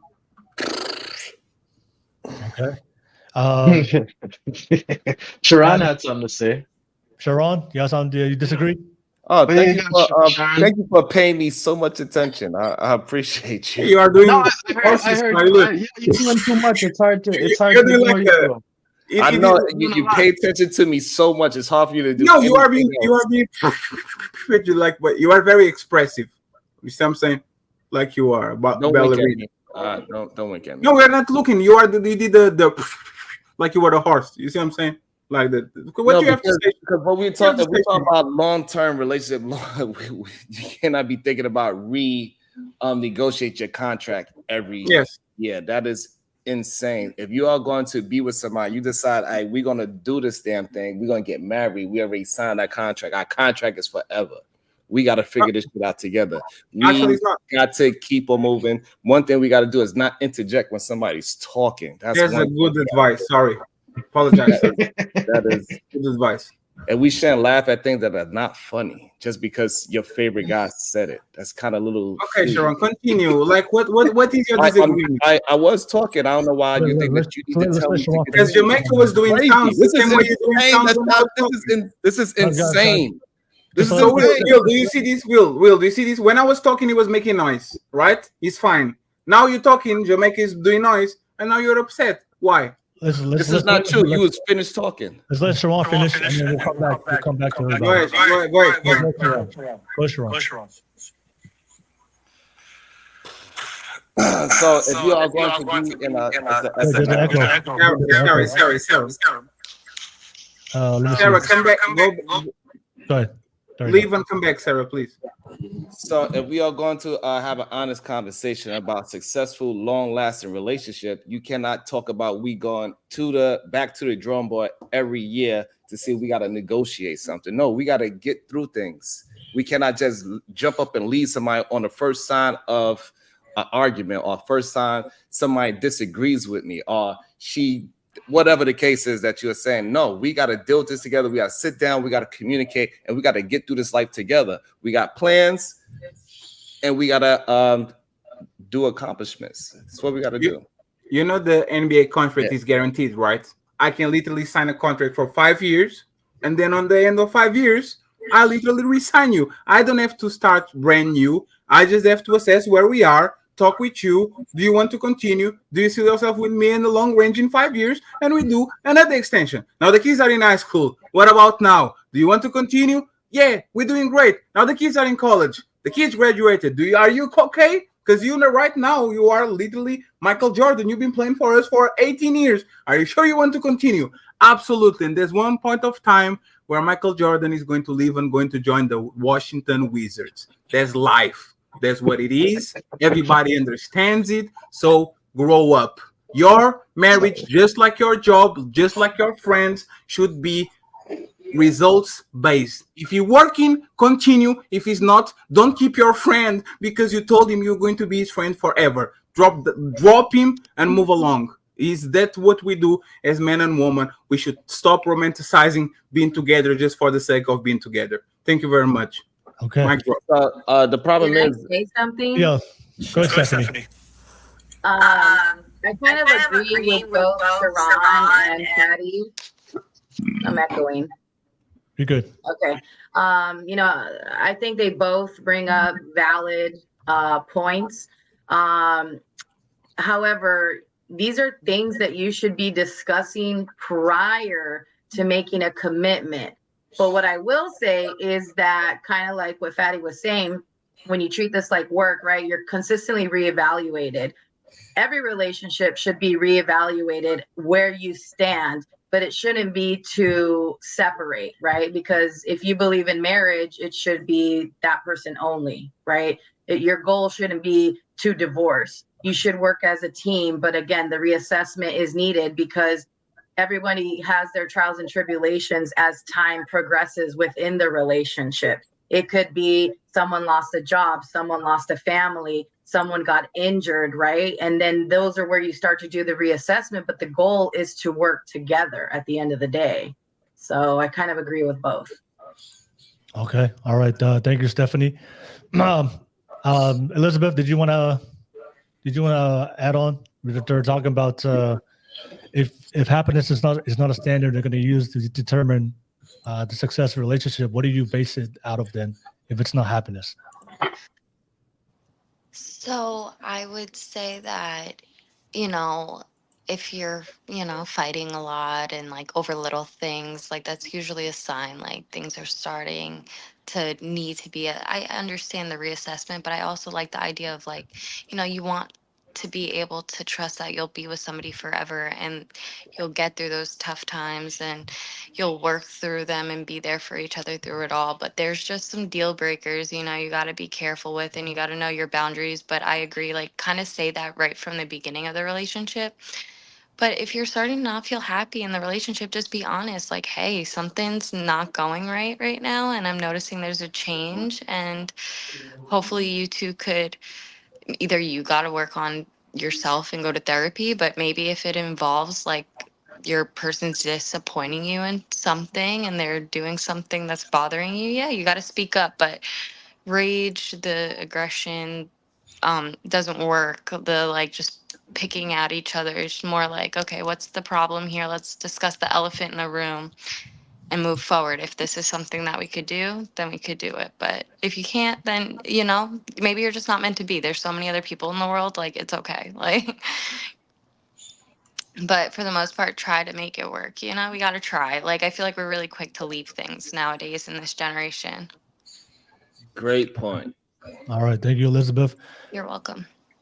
Let me read some super chats. Somebody wanted to go?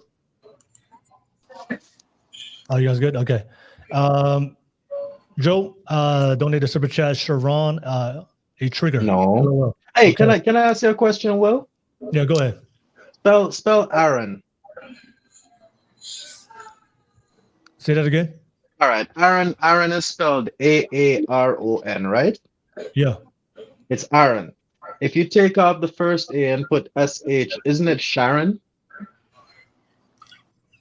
Well, I don't know. It just depends on where your people. No, but according to the English language, isn't it technically Sharon? No, actually, it's not. If you go by the English language, right? SHA. What sound is SHA? It's Sha. So what's RON? Ron. So you put those two together. Sharon. Where do you get? Where do you get? Cause this is how dumb some people are, right? They don't even understand the own words that they say. I'm sorry, Will. No, but seriously, you want to put a question. You want to be a clown. You want to be a clown. But look, RON is Ron, not Ren. But it is okay, Sharon. You got this, bro. Right. You're a clown. That's it. Guys, and this is why some people just don't get no respect that they think that they got. When you are grown ass men doing dumbass jokes, grow the fuck up. This is a mature place. We mainly having mature conversations for the most part. But you and this other dude, y'all are fucking immature. You understand that I was here 1 year before you got here, right? Guys. I'm gonna read some super chats. Let's put the personal stuff to the side so we just finish the show, and we'll keep it moving. And let's just call each other the way our names are pronounced, just for the respect for each other on the panel. Yes, sir, Will. All right, appreciate it. Robert Platinum, the best way to make a woman softer is tenderizer. Shout out to you, Robert Platinum. And then Robert Platinum's $2 super chat said, Stephanie, my shrimp don't go limp. I'm here, boo. Okay. Hey, prove it. I guess this is just my last question I want to ask you guys, because what I'm observing in today's modern dating market, both men and women are, divorce rates are going up. Women are initiating a lot of these breakups. But why do you think this? I do hear we're talking about happiness, but why do you think a lot of men and women today, and based on what I see online, it's the majority of the women, why do you think women today are divorcing or leaving their relationships at a higher rate today compared to before? Is it happiness? Is it something else? I just want to hear what you guys think based on what you guys see. Can I answer Stephanie? first? Go ahead, Stephanie. Oh, cool. I think it's this whole feminine movement, truthfully. Come at me for it, whatever. That movement was started by a man, by the way. And I think it's pushing women to say, fuck, I don't need a man. I can do this shit on my own. And for me, I need a man. You know what I mean? I'm not killing a cockroach if I see it. You know, taking out the trash. I'm not mowing the lawn. I don't know shit about cars. You know, it's just like I need a man, and vice versa. A man needs a woman. You know, we both mesh well, certain ones, I should say. We complement one another, you know, and again, that's why I think these roles are crucial to have, right? In order for something to be successful. All these old traditional values have just completely gone out the window. Now, where there seems to be an issue, because I always hear this very common, is, well, women back then didn't have rights, they couldn't speak, and yada yada yada. Okay, I understand that. I'm not saying I'm against progressing. What I'm saying is keep your role still as a woman. Keep your man, excuse me, keep your role as a man as well, and respect one another. You know, like today, we clearly see respect is out the window. With people on this live. You know, we got to move forward in order to progress. If we don't, then all we're going to do is digress and then just consistently come for one another. And that's not what we're supposed to do as humans. We should respect, love, and work towards bettering ourselves. And now I'm rambling, so I'm done. All right. Thank you, Stephanie. And let me just read this last super chat. I missed it. Sorry about that, Damien. But can I get some podcasts? $5 super chat, Fatty and Sharon. I have respect for the both of you, but not your finest hour. You guys are better than this. All right. Thank you for sharing that. Can I get some podcasts, Damien? Appreciate you guys. I appreciate. And then 187 just dropped no oxygen. Okay. All right. Thank you. All right, Steph, Elizabeth, I'll pass it to you, and then I'll ask the fellas for the response, and then we will conclude pretty soon. Elizabeth, same thing. Why do you think a lot of women today, are breaking up their relationships and marriages?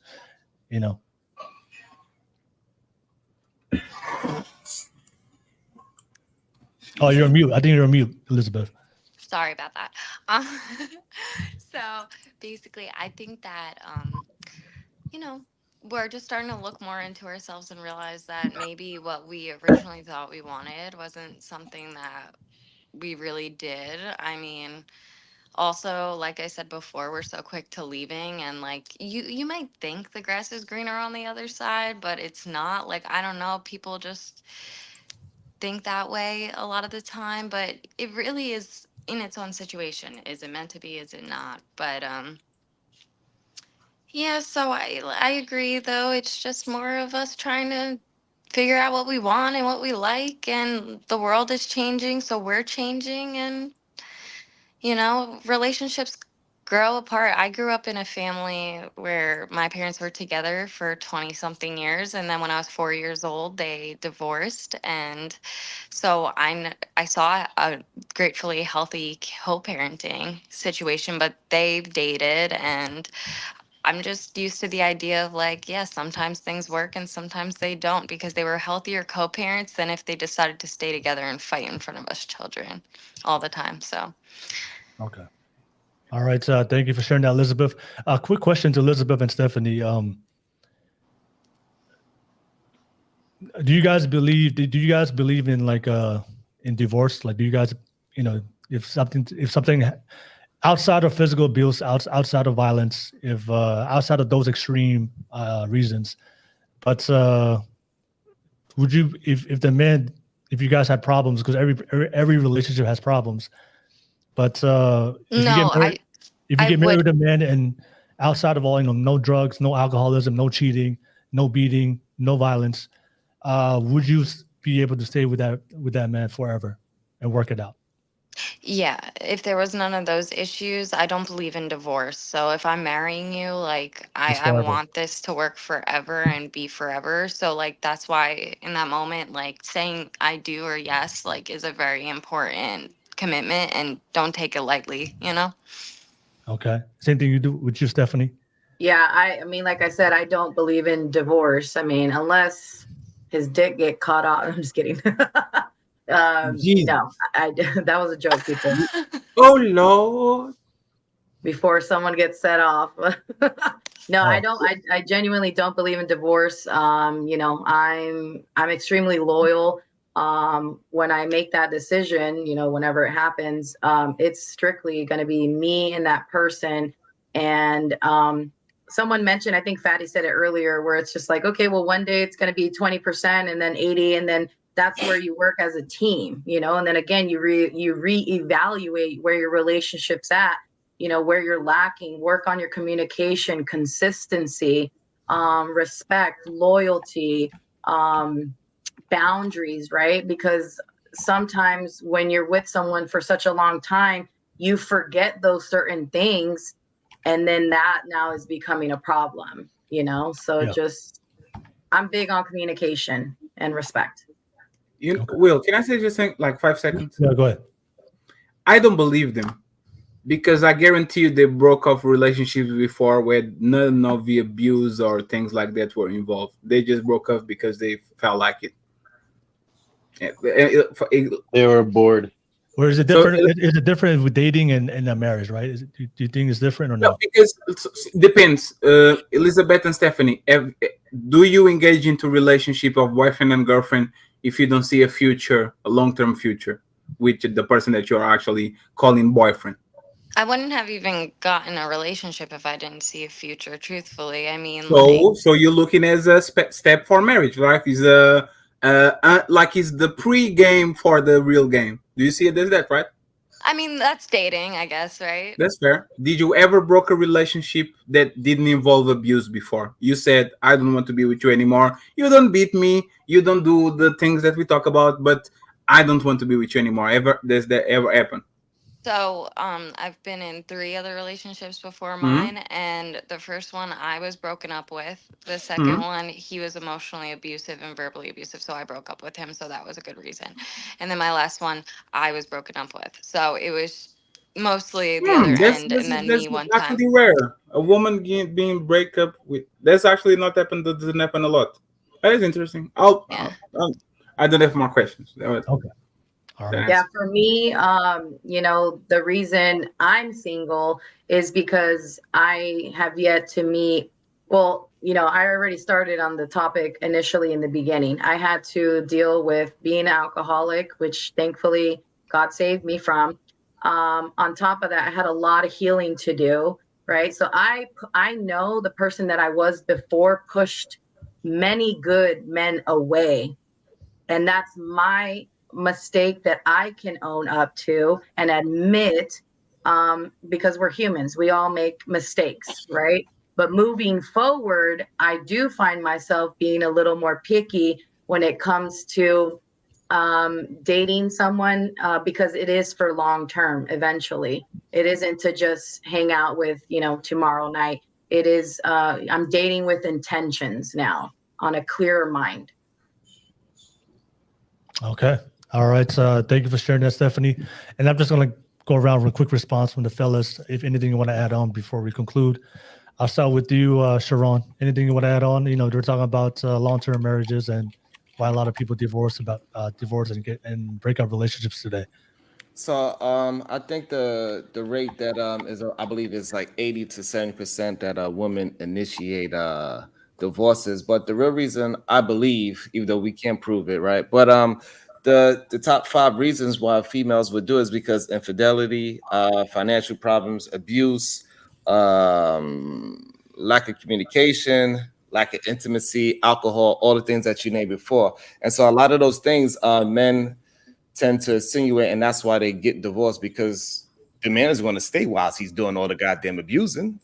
And so women have to initiate the divorce so they can get away from a problematic man, because they are not compatible. And that's why the divorce rate is the way it is, and why women initiate it more than men.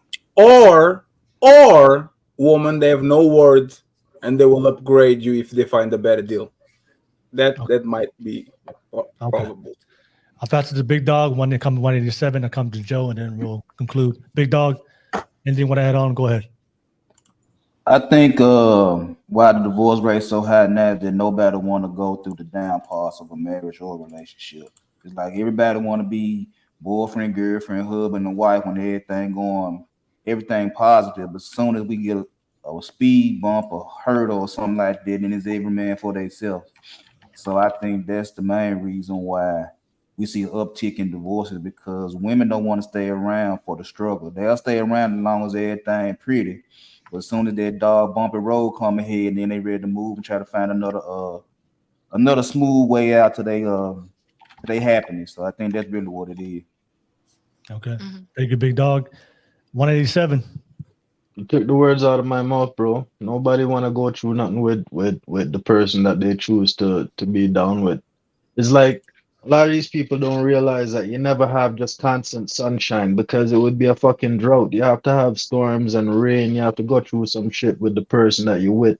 So that 20 years down the line, man, you're not just looking back and say, oh, we were so happy all along the way. You can look back and say, yo, fuck, remember we went through that and we're still here. I think them things is the things that people run from that really make relationships strong. 187. When you say the rain and the storms and things, can you like elaborate more on that? Because I believe when people say that, they mainly use that ideology as some kind of infidelity happen.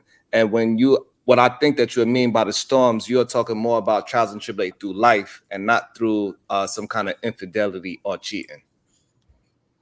I would take it as a general sense. I wasn't necessarily putting on nothing specific because the saying, and I think it's Andrew Tate I heard say it, you will never have sunshine without rain, right? Meaning that times are never gonna be just happy, happy, happy. You always have some shit that you're gonna go through that's gonna piss you off, that's gonna make you feel sad. And usually when people are going through them things, that is when you can tell if somebody is down for you because flaky people will just say, yo, I can't take this and just bounce. I wasn't necessarily putting it on infidelity or anything that it could not even be anything that the two people do wrong. It could just be their circumstances.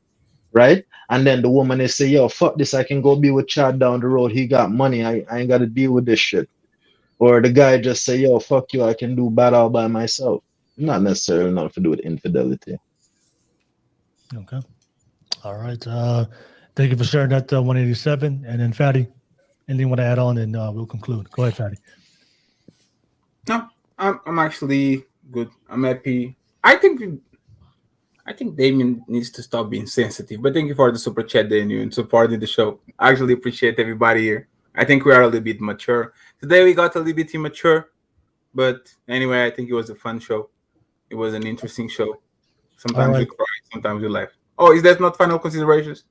Oh, no. I'm about to do it right now. But let me just read the last super chat. And Robert Platinum said, Stephanie, I may be capable of giving you orgasms, but my bank account can't. You deserve to be able to experience orgasms in more ways than one. All right. You consider that masculine, Stephanie? I consider that funny for sure. Oh, okay. Funny, but definitely not masculine. Okay. Yeah. I didn't say that. I don't know the guy. All right. Thank you for sharing. Shout out to you guys. Thank you so much. As always, I appreciate you guys on the live chat. Thank you so much. All right. So appreciate you guys for all your support. And we had a great show tonight. A lot of popcorn content tonight.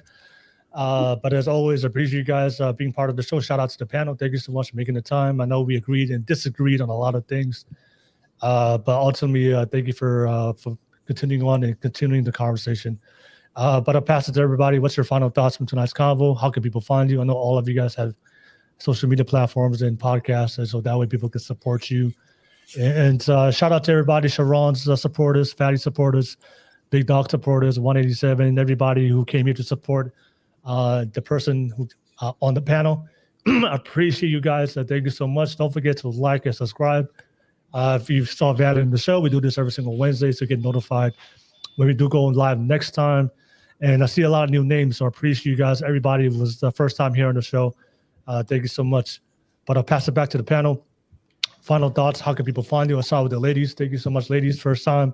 Definitely enjoyed having you guys part of the podcast. Elizabeth, final thoughts and how can people find you? I had an amazing conversation with you guys. I loved all the different perspectives and the awesome conversation. You can find me on Instagram at elizabeth.ruhr, and that's also my TikTok and all my other socials. So nice to meet you guys. All right. Thank you so much, Elizabeth. Pass it to you, Stephanie. Stephanie, definitely enjoyed you having on the show. I definitely enjoyed your popcorn signals that you were signs that you were making. But our final thoughts and how can people find you? Yeah, it was a pleasure to meet everybody and hear everybody's perspective. It's always good, especially nowadays, because it's hard, to understand the opposite sex every now and then. And so when we pick the man's brain like we did today, or the woman's, it's like, whoa, okay, you become open-minded, in other words. So I do appreciate everybody's point of view in today's topic. I wish we could have done a little more comedy, but it's okay. Again, I do comedy, guys, and you can follow me on all social media. It's at char.keisha.56. All right. Thank you so much, Stephanie. Thank you for jumping on. I'll pass it to the fellas. All right. I'll start with you. Big Dog, final thoughts and how can people find you? It was an interesting conversation. Sharon and Fatty, y'all need to get that shit together, man. That shit was funny though. But but yeah, it was interesting. Like y'all was saying, different points of views about this topic. But yeah, you can find me on YouTube, Instagram, TikTok at Big Dog Bark and all of them the same thing. And just hit me up. All right. Thank you so much, Big Dog. We'll keep it moving. Sharon, final thoughts and how can people find you? Hey, it's my name on all platforms, Sharon Bracy. On YouTube, you can find me tomorrow, most likely talking about what went down today, 9 a.m. tomorrow on my channel, Sharon Bracy. We are the solution-based gang, and you got to have problems to get down to some solutions. And we over there, we rebel against remedial rhetoric. And there was some remedial rhetoric that was spewing today, and we are going to rebel against that tomorrow morning, and I would go through it thoroughly without being interrupted. So, we are over there. We are building our plane as we fly it. So hopefully I see y'all there. Hopefully everybody here, y'all all welcome, like always. Hopefully I see you there. I appreciate everybody here. Even the people that disagree with me, I appreciate y'all as well, because still sharp is still. So we got to have disagreements. I do not want an echo chamber. So even the people that disagree, I appreciate your disagreements. So. All right. Thank you so much, Sharon. Appreciate you for jumping on. I'll pass it to you, Fatty. Final thoughts and how can people find you? Team Fatty. I used to come here when I was not a content creator, when 5 people were in the crowd, and I keep being here. I don't have my ad on my name because I'm not a beggar like Sharon, but it's all jokes. It's all fun and games, friends. Sharon knows what's up. You guys are making this too much for big of a deal. It's fine. There's not that type of animosity. So shout out to Sharon for actually making this a little bit fun. Shout out to the fellas and the ladies on the panel. And I guess I see you tomorrow, Will. So it's me and Big Dog coming back tomorrow. Because you guys need the adjustment. So tomorrow, make sure that you guys get what you deserve. Tomorrow at what? 10 p.m. Eastern? Is that what you said? Yeah, 10 p.m. Eastern and 7 p.m. Pacific. Let's see what's going on. Thank you very much for having me, Will. Always fun. And I'm glad the fellas actually and the ladies. I'm gonna clip that. We're doing that. I'm gonna clip that. And cut the damn. Well, I appreciate you, man. Thank you very much for having me. Fellas, I'll see you tomorrow. Ladies, bye-bye. Nice to meet you. Thank you, Fatty. 187, final thoughts and how can people find you 187? My YouTube channel is relatively new. So it's called Why So Serious 187. There's a little bit of content there. I add something every day. This was a fun conversation. Masculinity is something that all men should practice, but sometimes we get it confused and conflated with other things. But I think I have faith that we will all figure it out eventually. And it's all fun and games when we come up here. It's nothing serious. Talking to you, Sharon. It's just we just busting balls, dog. Okay. Thanks for having me up here, Will. I'll be back. I like the type of conversations that you have over here, and I like how you control your panel. All right. Yeah. Appreciate it. 187. All right. Thank you. And Yeah, also man, respect. thank you for the final the super chats. I appreciate that for the support. Yeah, man, And no problem. Respect. no worries. And Prime, final thoughts. How can people find you, Prime? Final thoughts. Thought it was a really good dialogue. Thank you once again for allowing me to be on the panel tonight. Where you guys can find me, just get a hold of me. Okay, Prime. As always, thank you so much. Shout out to the panel. Thank you so much, everybody, for tuning in. I see a lot of people were tuned in on Instagram. If you're watching this from IG, come over to YouTube, smash that like and subscribe button real quick. And you definitely want to come over to YouTube when we go live. You have there's a better experience in the live chat. It's more live in the live chat compared to the live chat on Instagram. So if you're watching from IG, come over to YouTube. Thank you so much, everybody, on the live chat. Thank you so much. Don't forget to like and subscribe so you get notification. Next week, new panel, new topic. And we always keep it hot on Wednesdays, hot topics. But see you guys next time. Peace. Peace, y'all. Thank you.